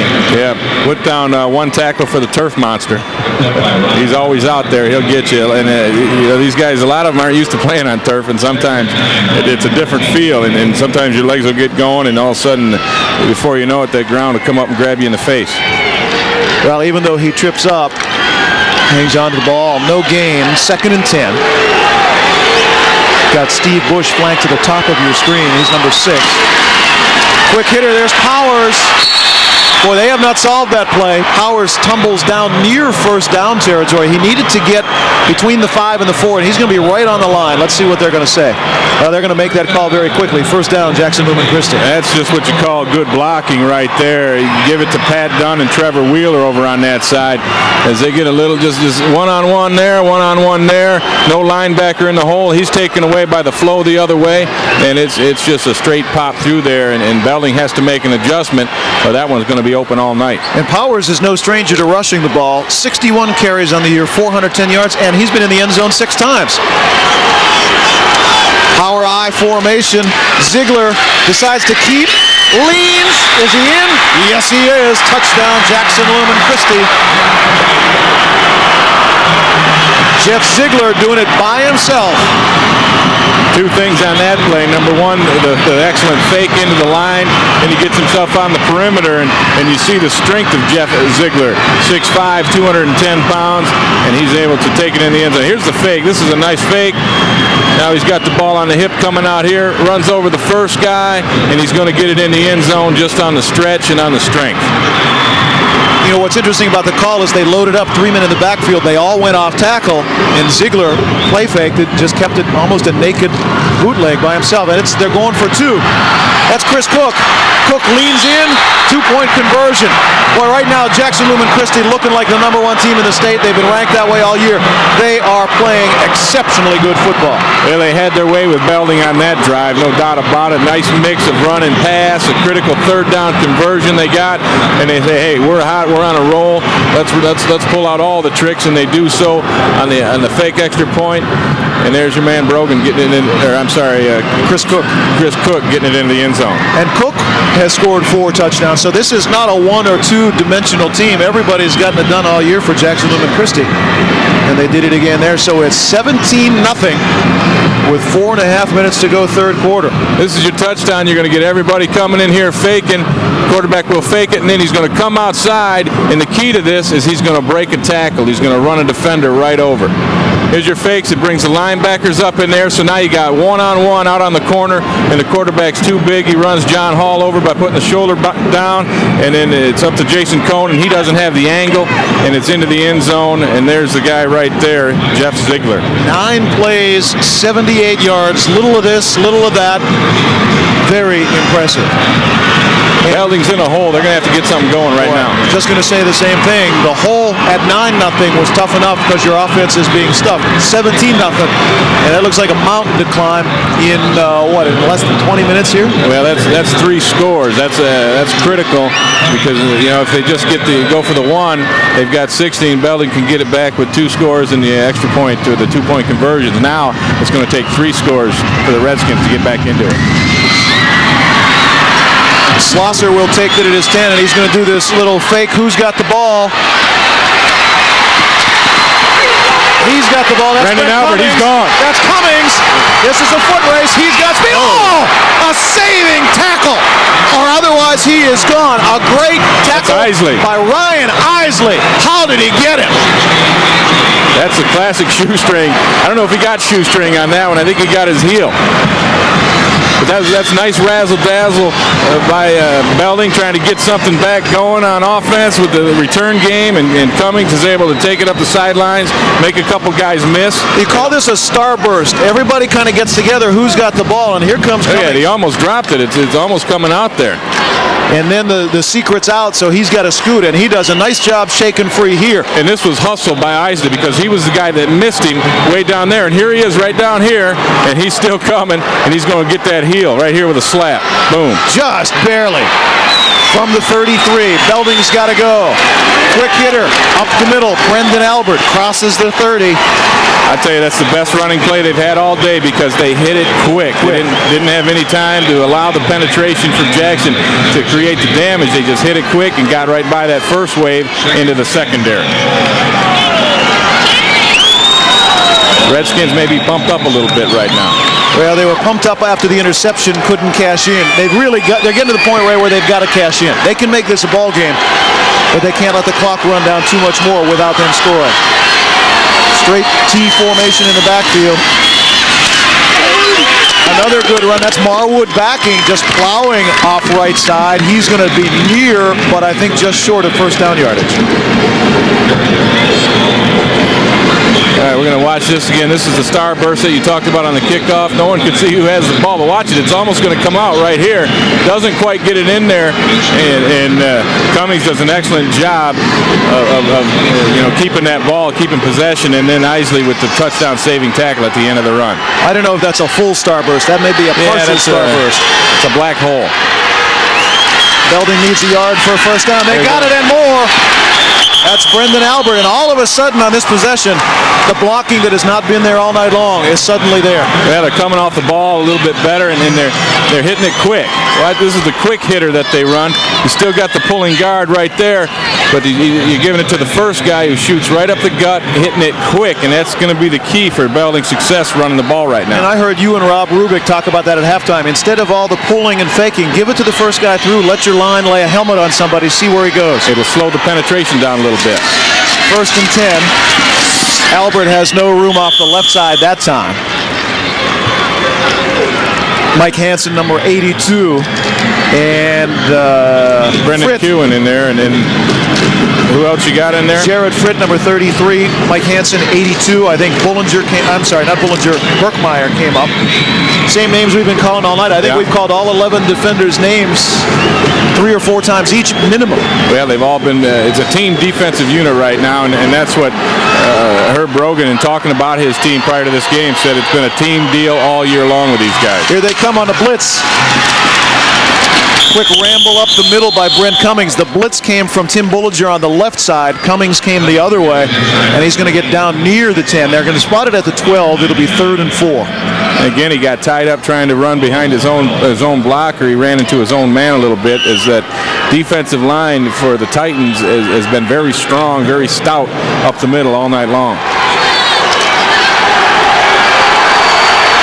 The Belding crowd has been silenced much of the night. They rise as one and almost beg their guys to get things going.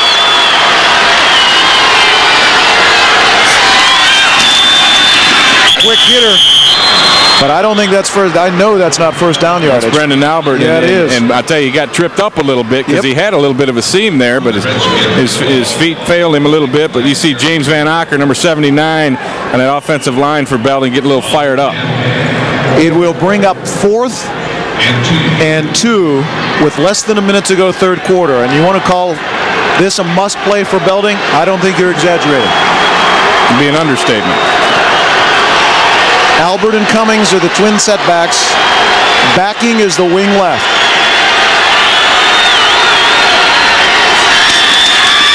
Albert, by putting his arm down, gets an extra yard or two and gets the first down.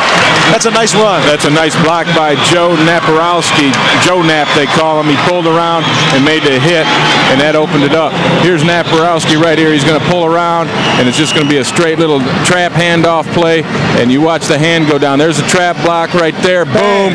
Getting up in there. Now he's still got some feet, some traffic he's got to fight over, but getting the hand down, he's able to maintain the balance and get a key first down. Getting down to the final seconds of the third quarter. First and goal from the 6 for the Skins. Coming around, Cummings inside the 5, down to the 4. That will very likely be the last play of the third quarter. We'll wait and make sure that the guys with stripes and whistles see it the same way we do it. No, I'm glad we hesitated. No, they let the clock run down. That'll do it. We've played 3. Belding's knocking on the door, but they haven't been there yet. It's Jackson Lumen Christi 17-0. You're watching the MHSAA on Pass.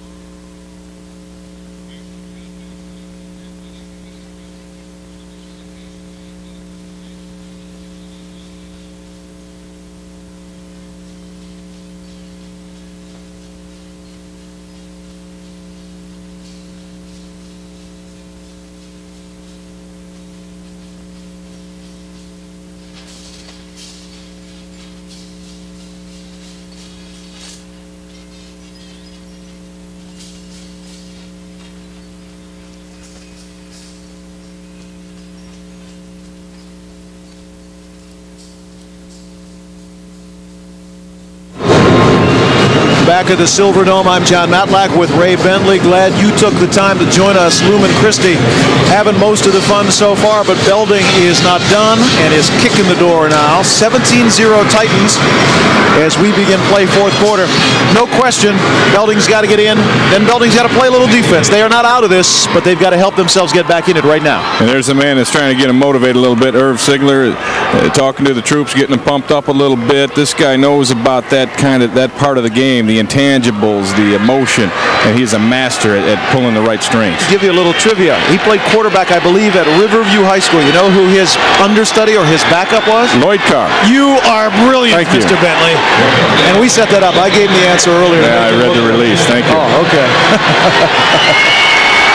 They were the mythical state champions back in 60? Yeah, it was early 60s. First and goal, Belding from the 4. Albert, first one through, touchdown.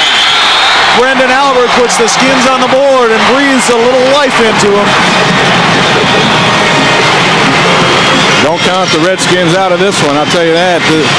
Once they get the thing rolling, they've been known to keep it rolling. There's good blocking in the inside again, and I'll tell you, they didn't know who had the ball. The Lumen Christi defender coming up into the hole went right by the tackle, and Albert's able to punch it in. The whole drive was focused on what you've been talking about, hitting the line more quickly instead of more misdirection or pulling in the backfield, doing it right away and getting your backs into the line right away, and that's what they did, and they're going to go for 2.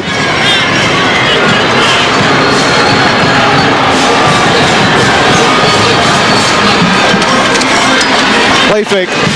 Cotter still got it. Hammers his way across the line, and Belding on the first play of the fourth quarter scores 6 and then scores 2 more.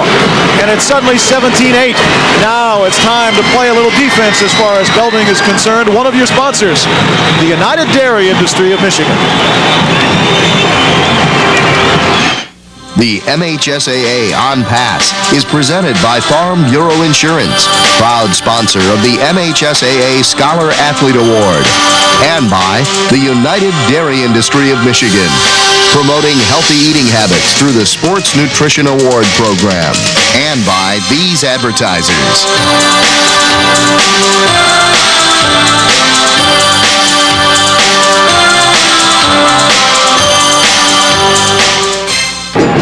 On the year, Lumen Christi's defensive average, 8 points a game. Right now, Belding's got 8 points. Well, here's the touchdown. You're going to see it. It's just that straight-up trap play. Going to pull around block there and just hit it right up the gut. And it's good execution. There's a seam. A great job of coming down right down here, getting a little piece of that linebacker. That was big number 79, James Van Acker, making the key block here. Here's the conversion. They're going to fake everything up the middle. And then Cotter's going to keep it on the outside, just a little option look. He's got the run-pass thing going, but you see he's tucking it away. He's going to go, and he runs over number 19, Maskey, to get himself in the end zone. That's just a little bit of want-to right there. 9 plays, 33 yards. Did it quickly, too. 4.5 minutes. Little hop-up punt. Maskey calls a fair catch at about the 27-yard line, so play will stop right there, and the Titans will go on offense. And this is, to this point, this is the key series of the game for both teams. If Belding wants to get back in, they've got to play defense. If Lumen Christi wants to stuff the comeback effort, they've got to move the ball. Yeah, Belding's got to find a way to stop this attack, this multiple attack coming at them from the Titans. The last time Jackson had the ball, they mixed the run and the pass very nicely and drove it smartly down the field for an easy, what looked to be easy, touchdown drive anyway. So this is really a very important series as to whether Belding will be able to come back or not. Ziegler on the delay to Sykes. He gets away from 2 or 3 Redskin tacklers in the backfield before he is finally taken down by Eric Moser. Sykes is so elusive. I don't want to compare him to Barry Sanders, but he has that little sideways skidder, and we've seen him use it all night long. Yeah, he does. You watch his great penetration over here from Conrad, number 94, forces it back inside, and now he's going to make 3-4 guys miss, but a good job of coming back in from the other side by Moser to make the tackle. He picked up 2. It's 2nd down and 8. That's Ziegler with the keeper around the corner. Lots of room there, and he's going to get across the 45 and really fooled Belding with the play fake that time because everybody thought it was an inside handoff. That's the same play that Jackson scored their previous touchdown on, to fake the dive and just send the quarterback around the end, and he's able to great kickout block right there that time by Chris Cook to keep the run alive. And tell you, that quarterback, Jeff Ziegler, is a big kid. He's a load, runs the ball quite well as throw it. From the 46-yard line. Like the handoff was almost dropped in the backfield, but that's Sykes, I believe, scooting ahead. Was that Sykes?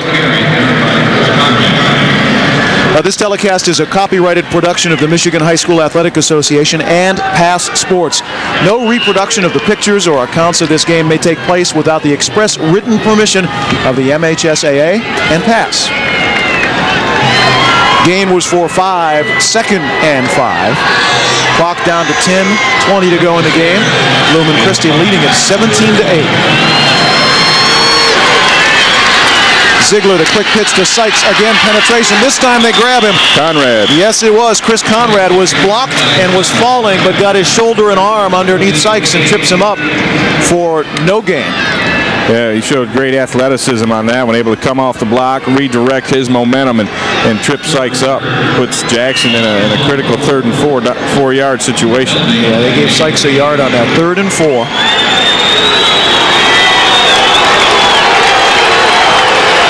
Here come the Belding fans again. Lumen Christi fans answer in kind. Ziegler's got it, rolling right. They snuffed that one out, and they snuffed him out. All sorts of black shirts standing there waiting for it. 55, Tony Smith was there. 50, looked like Joe Cooper was also sticking his nose into it. And I thought Ron Harper, number 68, was there too. Big play on third down by the All-Stater Tony Smith, and it stops Jackson. And now Belding will get another shot with a football, provided they're able to handle this punt. Jared Fritt on the year, good, solid, steady punter, averaging about 35 yards. Wouldn't surprise me to see a little more of that starburst you were talking about, a little razzle-dazzle, maybe a reverse on this return if they get a decent handle on the ball. Belding likes to do that. John Hall and Kevin Slosser are deep. That's Hall's going to go back about the 7-yard line to field it. And he cannot get away. A great individual effort for Lumen Christi. That was Steve Bush, number 6, who beat everybody down and was not going to let John Hall get loose. So Bush knocks him down inside the 15. Yeah, good play by Bush, because it looked like he might have had some room if he had gotten by the first man down. With Belding with backed up field position, they're going to have to mount a long drive to get themselves back into this thing. But you know what? They've got to feel a little better. The last drive worked, and they're going to say, okay, we're down 9 points. We've got the ball back. Our offense has worked for years. Let's just get it in gear. Well, when you start working that quick hitting stuff, and then all of a sudden you can do the counters off of it. Cummings coming around from the wing.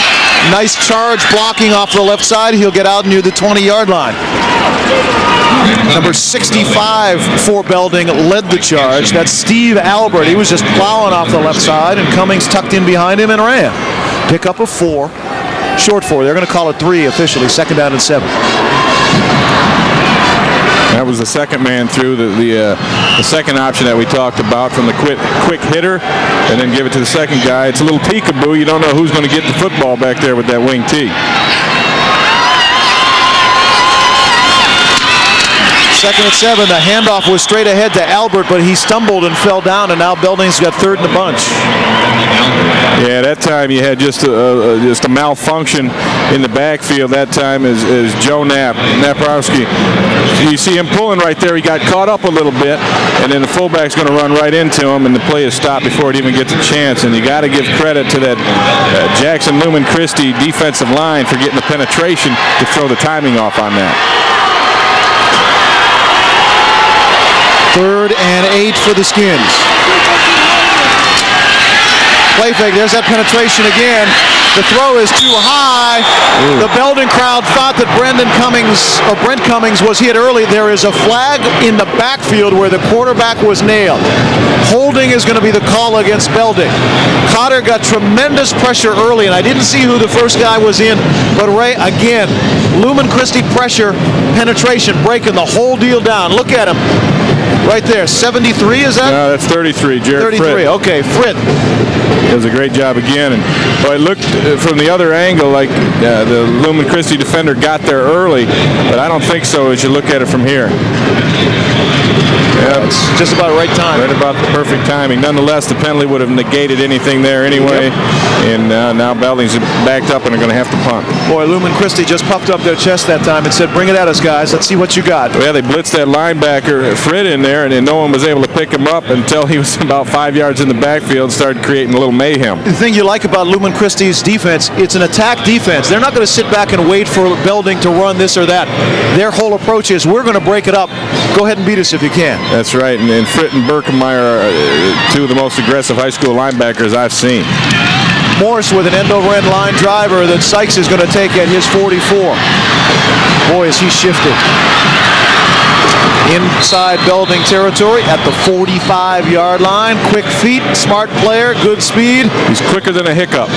And that's quick. That it is. Can you teach quickness at your camp? Yes, I believe you could as you're looking to return. I don't know. That's the one thing that you really can't teach, quickness and speed. However, you can develop that in kids, and that's a big part of my football camp that we try to teach kids is how to prepare for a season, how to get the most out of themselves. You got so many kids who want to work hard and pay the price, but they're not sure about what to do. Well, you come to this football camp, you'll learn from the pros. You'll learn exactly what to do. Lumen Christie with a chance to run some clock. Sykes cannot get free. That's how you become an All-Stater. Tony Smith, say hello. Well, Irv Ziegler says we're going to have to blitz him. We're going to have to make something big happen, and they shoot the big inside linebacker All-Stater through the gap. You got a little ISO on him. He's shooting through here untouched, slides in behind the pulling guard, and he still has the speed to get a hold of Sykes for a big loss. Boy, the kid's a player. Tony Smith. Here he is, right. Yeah, we almost got to see it. He was that left inside linebacker just shooting the gaps, and I wouldn't be surprised if they continued to do that right now. You get a blitz, you get a guy in there untouched, and you can knock the ball loose, and that's what Belding needs right now, a big turnover. Loss of 5, second 15, straight handoff, Eric Linna. Linna just runs ahead down to the 45-yard line. I think something that you can add to your camp next year will be using the telestrator. That could be a whole second curriculum. Yeah, that's the advanced course. That's the art. Yes, that's for the elite, the select few that they're able to do that one. Linna, the 5'9 senior, picks up about 5, so call it 3rd and 10, but Belding's biggest opponent right now, the numbers on the scoreboard that are clicking down, 6 minutes even to play. And the Skins are down 2 scores. They're down 17-8.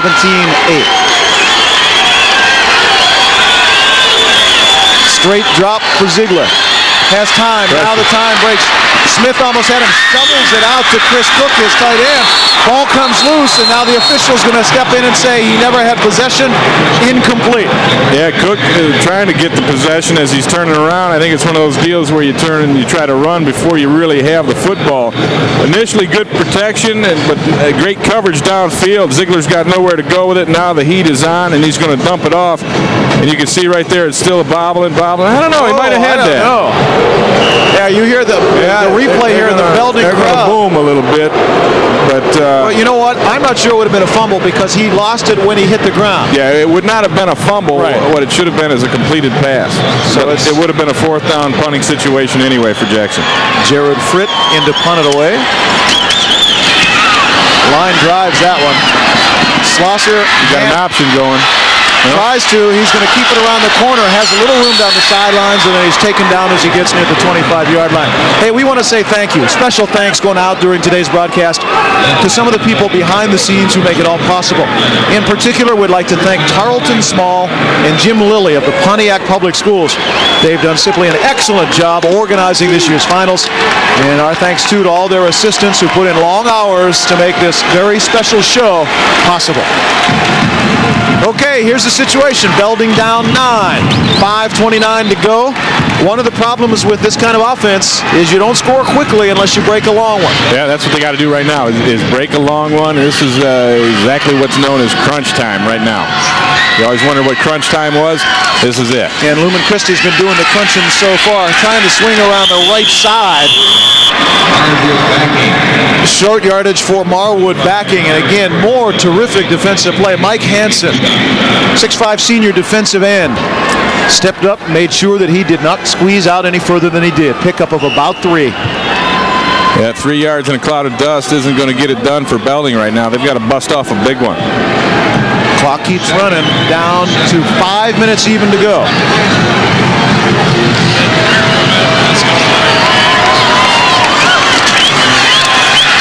Quick hitter. That was handed to Josh McBride, the junior, getting his first carry, and he was stuffed quickly like a Thanksgiving turkey. They welcomed him to that ball game. Watch the penetration right off the bat from number 70 and number 60. Both those guys inside linemen. Don White, number 70, Ryan Isley, been talking about him all day. Shooting them gaps right now, and then they're able to get the penetration to stop short any momentum Belding has running the ball. 3rd and 7. Jerry Cotter wants to throw, has his man, and completes it for the first down. That's completed to Marwood backing across the 40-yard line, and that's a nice little play. Send the wing out, wait for him to cut out, and hit him quickly. Yeah, backing comes out of the backfield, and they do a nice little job of faking the ball. And you can see, watch this fake. There's one fake. There's 2 fakes. Now they stop like nothing's happening, and now backing's able to get himself open on the side. Nice throw. That's a tough throw for Jerry Cotter, going against the grain, rolling to his left, throwing with the right hand. Excellent job putting it on the money. Sean Brogan came up to make the stop. Connor's still got it. He wants to run it. He's got to put it away, but there is simply no room on the corner. Terrific pursuit by linebacker Tim Bullinger. Saw it all the way, Ray. Never let anybody stop him.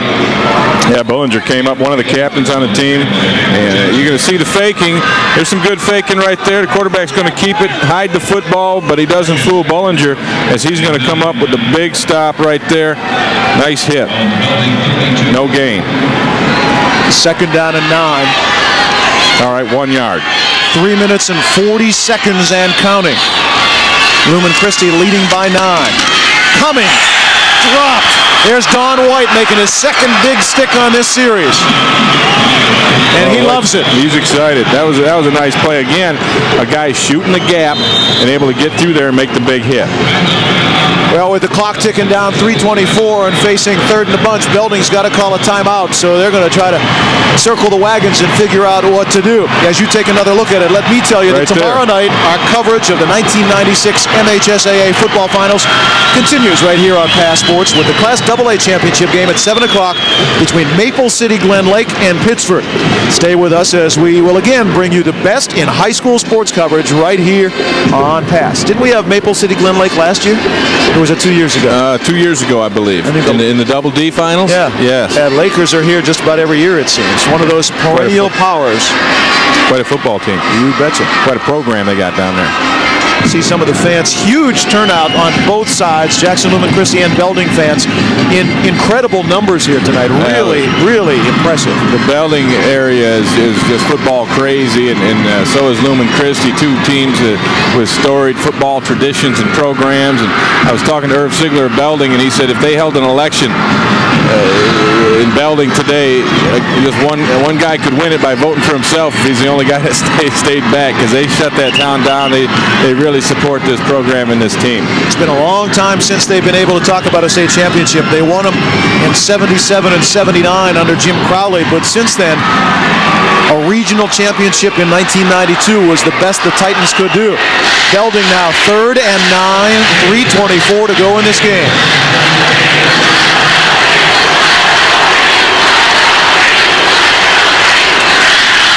Cotter's still got it. He wants to throw. He's looking deep. Cummings, the intended receiver, jumps in front of Brogan and grabs it at the 25-yard line. Boy, that's Cummings, the sophomore, making a terrific adjustment and sticking it in his fingers. That's just a great job of playing center field and camping out under that football and being the guy that goes up and gets it. Again, the faking, and you watch Cotter. He's rolling to his left, trying to throw back to the right. He just says, we're going to throw this one up for grabs, and I believe Cummings will get it, and sure enough, he does. Goes up strong and tall and steals it away from Brogan, and now that's the big play Belding needed to get the thing going again. Brogan played it pretty well. Cummings played it better. From the 25, Albert slams up the middle. He's wrapped up from behind by Joe Okanowski, who had his ankles and wouldn't let him go any further. Belding's got to be conscious of the time, and in fact, the Skins now are going to take their second time out. They'll have just one left. 2:55 to go in this game.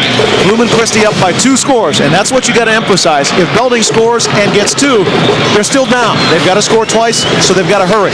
Lumen Christi knows that.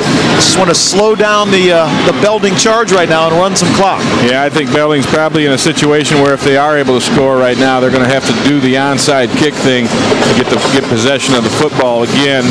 A field goal would win it for them if they were able to score and get the ball back. And Jeremiah Morse, their kicker, has made 2 field goals so far this year, which isn't that impressive, but they have been able to execute it, so they still have a chance as far as that goes.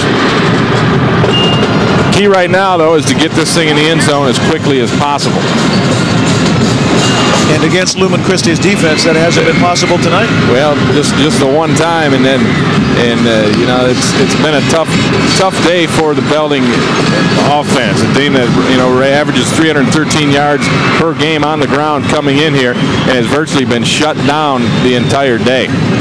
Average 37 points a game, and they've got 8.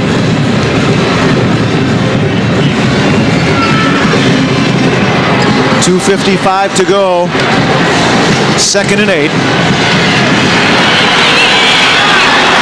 Cummings wide right. He's at the bottom of your screen, and Brogan goes in man-to-man coverage. Cummings is the zoomer. He's the speed back. Hey, I'd send him down there and play jump ball again. Worked the last time. Instead, they hand off to Brendan Albert. Crosses the 20, but again, the clock runs, and they only get a few yards. Now we're going to go to third down and what, about 4 or 5? Clock under 2:45 now. That's a great play if he takes it into the zone. If he doesn't, you lose a lot of time for 4 yards or 3 yards. They just stuck Cummings out there more or less as a decoy, and now they got him back in the backfield. Play fake. Cotter has his man in the zone. Diving effort off the fingertips and incomplete. That was thrown down to Chad Ancliffe, number 45, who stumbled a bit, did a great job to get his hands on the ball, but just couldn't make it in that position. Well, it was tipped by somebody in the Jackson Lumen Christie backfield, and I think that was number 11, Sean Brogan, who got the hand on it, and really that threw the timing off. You're going to see there's the tip right there. That was actually number 2, Andre Wojtusik, who got the hand on it and is able to knock the flight of the path just off, and it throws the timing off. Belding needs 2 scores on 4th and 5. Jeremiah Morse trying a field goal. He's got 2 from this distance during the year. Is it going to get there? Just shy. No, it's good. It just cleared the bar. And so with 2:14 left, Belding is a touchdown away from winning this. And that was not a slow motion replay for Jeremiah Morse.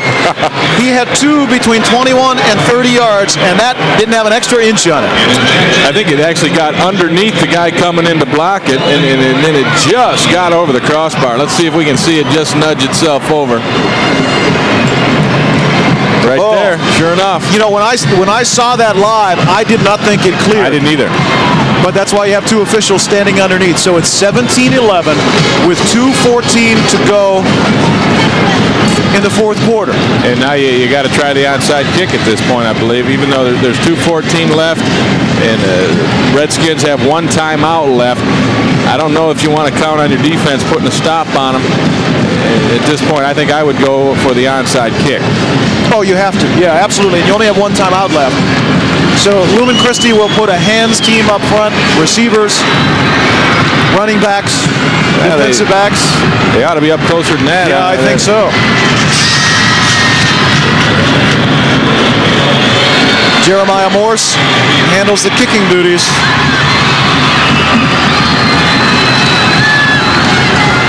It's got to go 10 yards before Belding touches it. That's out of bounds.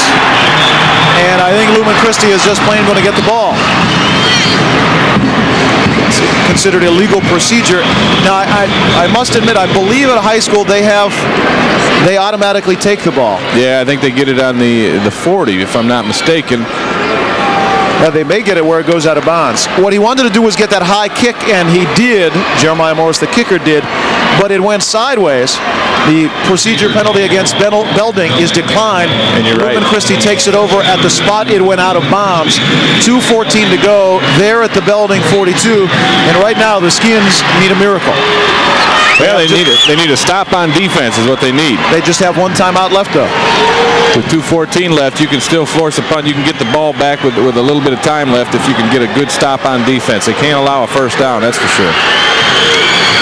Powers into the line, no room there. Morse and friends rack him up. Lumen Christie not so much interested in yardage as running the clock. They unpile. The Titans will take their time. Belding wants them to hurry it up. Second and 8. Tick, tick, tick. You can hear it, can't you? Yes, if you're Belding, you can hear it. You bet. We're down to $1:45. Right there, you can see it in your screen. We'll draw it for you. Thank you. Boy, you got to get one more in there. Second and 8. Ziegler watching his coach let him know when to run it. Now, did he take too much time? Yeah, he did. He did, yep. The back judge watches the clock, and he took too much time, so he milked it down to 1:31. It'll cost him 5 yards. And again, the Titans are not so much concerned about yardage as they are about running time. Well, with 1:31 left, Belding has the 1 timeout left. Conceivably, they will get the ball back. Delay. They will get the ball back if they can keep the Titans from getting a first down. They won't have a whole lot of time left, but they will have a chance. Dan Powers and Pete Sykes behind Jeff Ziegler. They're going to reset the clock. George Watterson, the referee, I believe, is saying, or is gesturing up to the press box to put 2 seconds back. I think he's saying 1:33. 1:32. They're going to add just 1 second. Every second counts, I guess. Now remember, the time is officially kept on the field. There you go, 1:34 we'll go with. So Belding gets 3 seconds out of the deal. Herb Brogan's got to be on the sideline for Lumen Christie saying, hey, what? You're going to start tacking on time?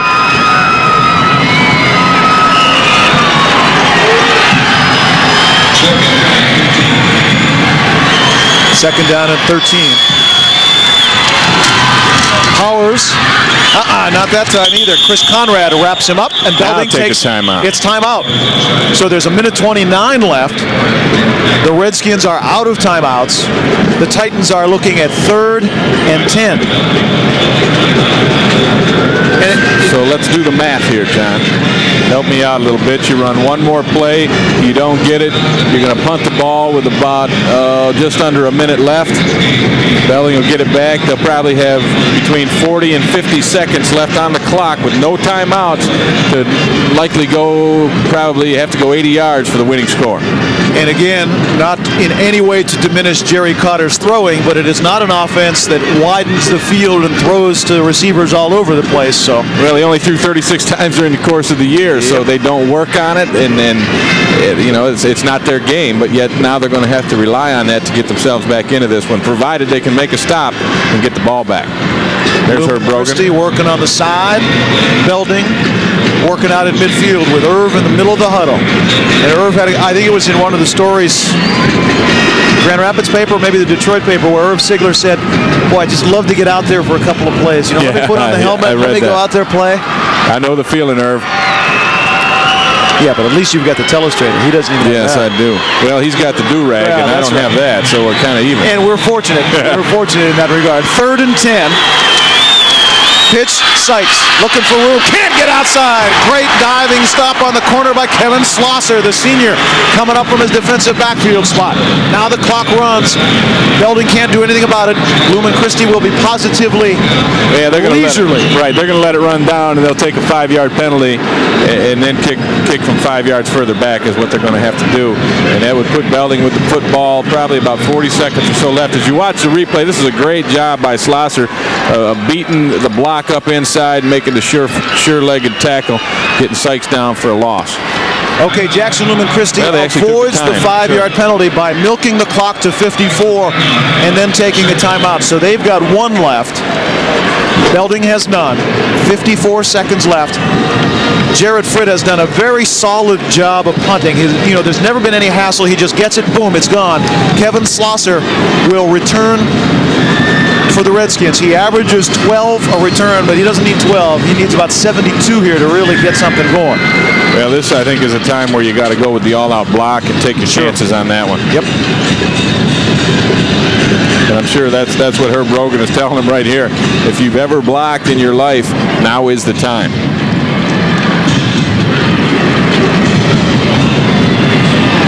Even the officials getting a water break out on the field. Titan fans happy to see themselves on the big screen here at the Silverdome. Oh yeah, one of the best things about coming down to the big ballpark. It's your Andy Warhol 15 minutes of fame. 15 seconds. 15 seconds. Yeah. I think Andy was officially 15 minutes, but here it's cut back a little bit. 3 safeties back, or 3 blockers back, if you will, for the Titans. Fritt just wants to get it out of there, and Slosser wants to get it and go. Here comes the big rush. Fritt so quick. May have kicked it too hard. Kicks into the end zone. That's going to stop the clock. That helps Belding. 47 seconds 47 seconds left. That really works in favor of the Redskins because a return is going to run some time. With no timeouts left, so they're going to have to do something. Likely what they're going to try to do is get the ball into the hands of number 32, Mr. Cummings, and see if he can go the distance. He's a guy that's done it for him all year, 17 touchdowns. He's got the speed, the quicks, and he go out there and catch a ball. He's got 2 touchdown receptions on the year as well, and we saw him catch a long one earlier. He's a kid that can go up and get it and make something happen. You know they're going to try and get it to him, and he's moved out on the flank on the left.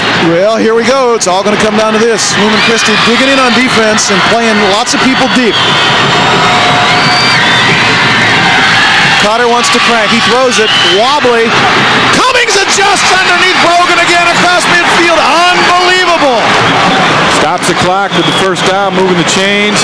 And again, it's just throw it up in the air and let your big guy go get it. And here he is. He's just going to sprint down as fast as he can, find the football, play a little center field. And this one's thrown a little bit underneath him, and that enables him to catch the ball. You see the Lions do it on Sunday so often, where you throw it behind the guy and the defensive back doesn't have a chance. Great adjustment to the ball. Play fake. They're going to look the other way. Throws almost intercepted. No, it's incomplete. Jared Frick had his hands on top of the ball. If his hands were on the bottom of the ball, he'd have pulled it in. Couldn't quite do it. Incomplete pass. 24 seconds left. 2nd and 10. Well, Frick almost put an end to this ball game right there. Just wasn't able to reach back and put the hands on it. But still, a good defensive play. Was in the right spot. And Belding now down to their last couple gas. 24 seconds left. You got to throw it up for grabs. And try to get the ball to Cummings again. But he's in the backfield. I'm surprised by that. There's nobody wide on either side. Cotter throws, and it's intercepted. It is taken away by Tim Bolger. Loses the ball. Everybody's on top of it. Everybody rooting around for it. The officials are going to take a while to pull people out. That was Tim Bollinger with the interception, and Belding has got it back. With 13 seconds left. Oh, my goodness. And they are in range at the 35 of chucking it into the end zone a couple of times. It's Hail Mary time. Wow. Bollinger just played center field short, if you will, and took it away, and then he got wrapped and lost the ball. And Lumen Christi right now has to be feeling a little bit snake bit because they could have put it away on the last 2 plays. 13 seconds left, no timeouts. Cummings is wing right.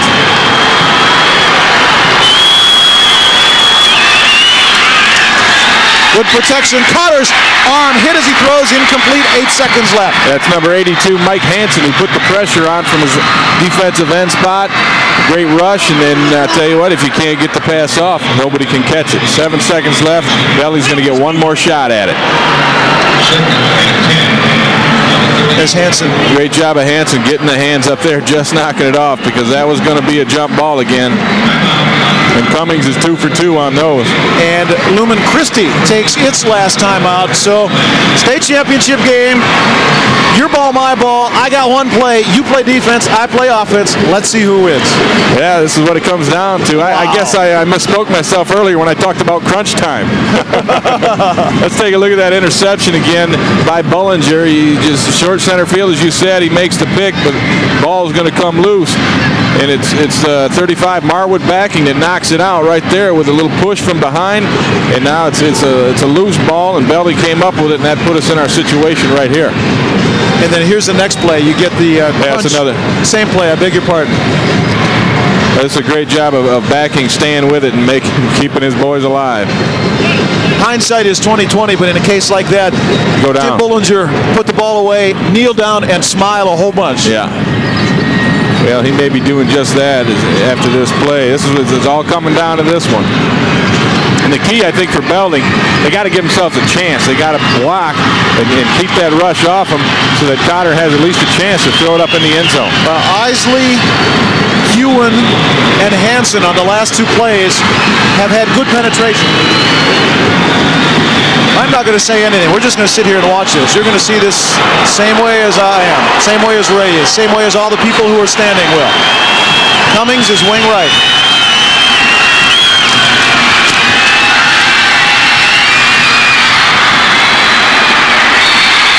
There's 1 second on the clock.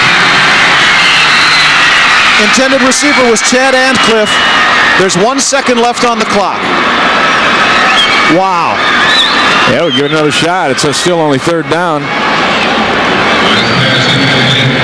Let's just throw it up and see if he can run under it.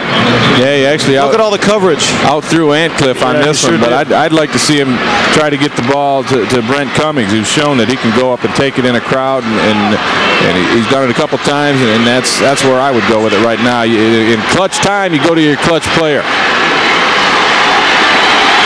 Well, try it again. There's Cummings flanked out to the right. Wonder where the ball's going.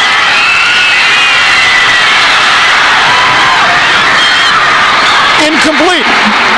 Jackson Lumen Christi has won the Class B state championship in an absolute thriller, 17-11.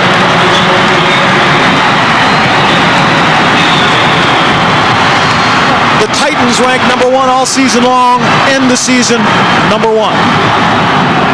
Belding, down 17-0, has one last chance to throw it up to Brent Cummings. Take another look at it. I tell you, the key to this one is Cummings wasn't able to get off the line as quick as he wanted to, and now Cotter's got to scramble a little bit, but it does finally develop. He's going to let it go up for grabs, and it's just a bit too tall for Cummings. Great job that time. You see all the white shirts around there, Sean Brogan and Tim Bollinger, and here's the pressure that time, of course, by the same guy who got him earlier, Mike Hansen, and it's just a good defense. You know where the ball's going, and they get plenty of folks around there. Boy, that's a committee greeting Brett Cummings as he goes down. Lumen Christi wins it 17-11. You're watching the MHSAA on Pass.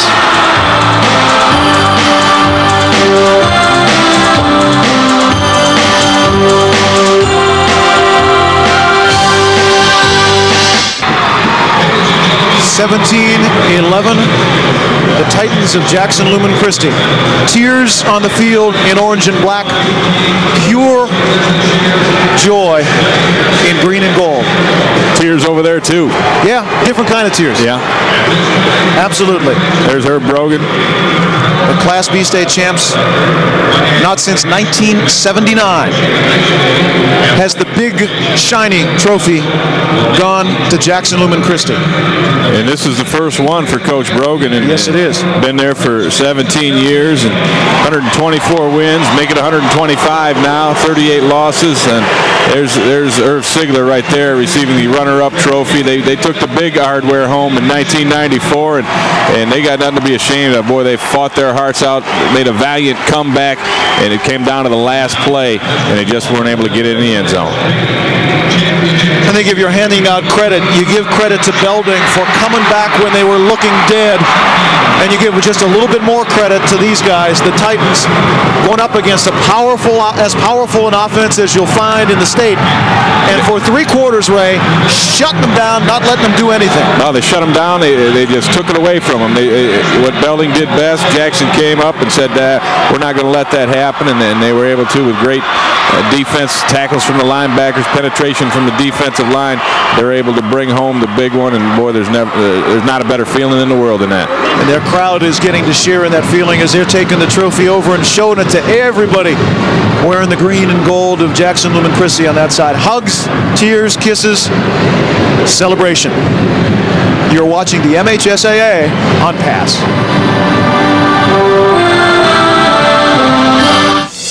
Come home to the Hilton Suites of Auburn Hills and enjoy the peaceful, quiet elegance and the warmth of our cozy lobby.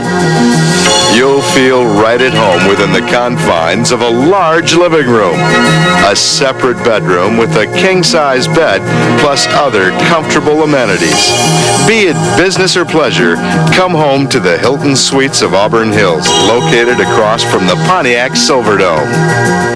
Satisfaction guaranteed. That's what you get when you stay at the Drury Inn, home of the free Quick Start breakfast. Pastries, coffee, juices, and more. At Drury Inn, your comfort is important. That's why we offer a variety of amenities. We're your home away from home. Conveniently located near the action of the Pontiac Silverdome and the Palace of Auburn Hills, the Drury Inn welcomes the MHSAA football finals. The Drury Inn. You expect satisfaction, and you get it.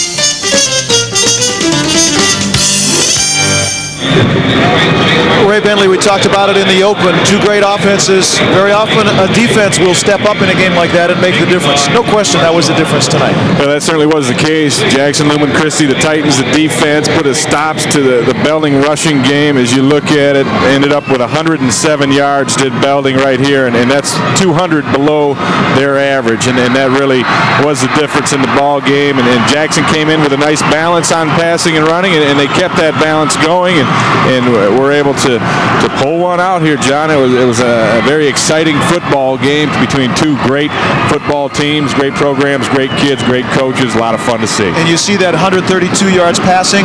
I think that was smart passing by Ziegler. Never forced it, didn't make the mistakes. When he had his men open, he hit him. When he didn't. That's right. He had the one interception early that the defense was able to rise up and keep Belding off the board after that. And Ziegler did a great job. And then Herb Brogan mixing the run and the pass on him. And they were able to move the ball when they had to.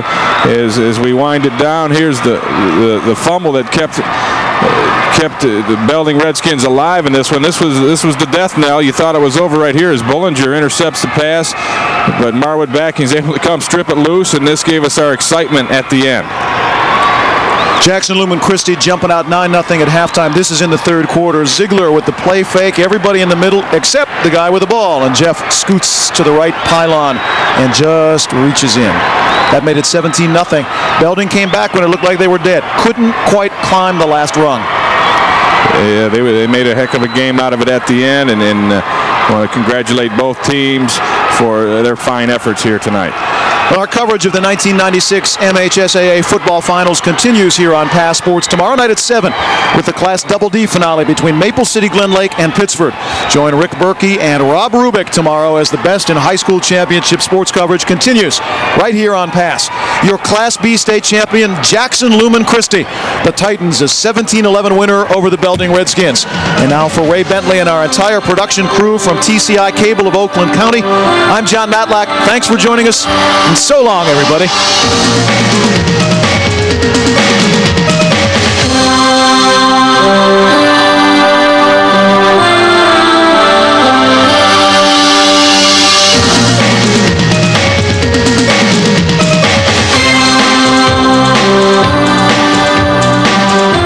MHSAA On Pass is presented by Farm Bureau Insurance, proud sponsor of the MHSAA Scholar Athlete Award, and by the United Dairy Industry of Michigan, promoting healthy eating habits through the Sports Nutrition Award Program.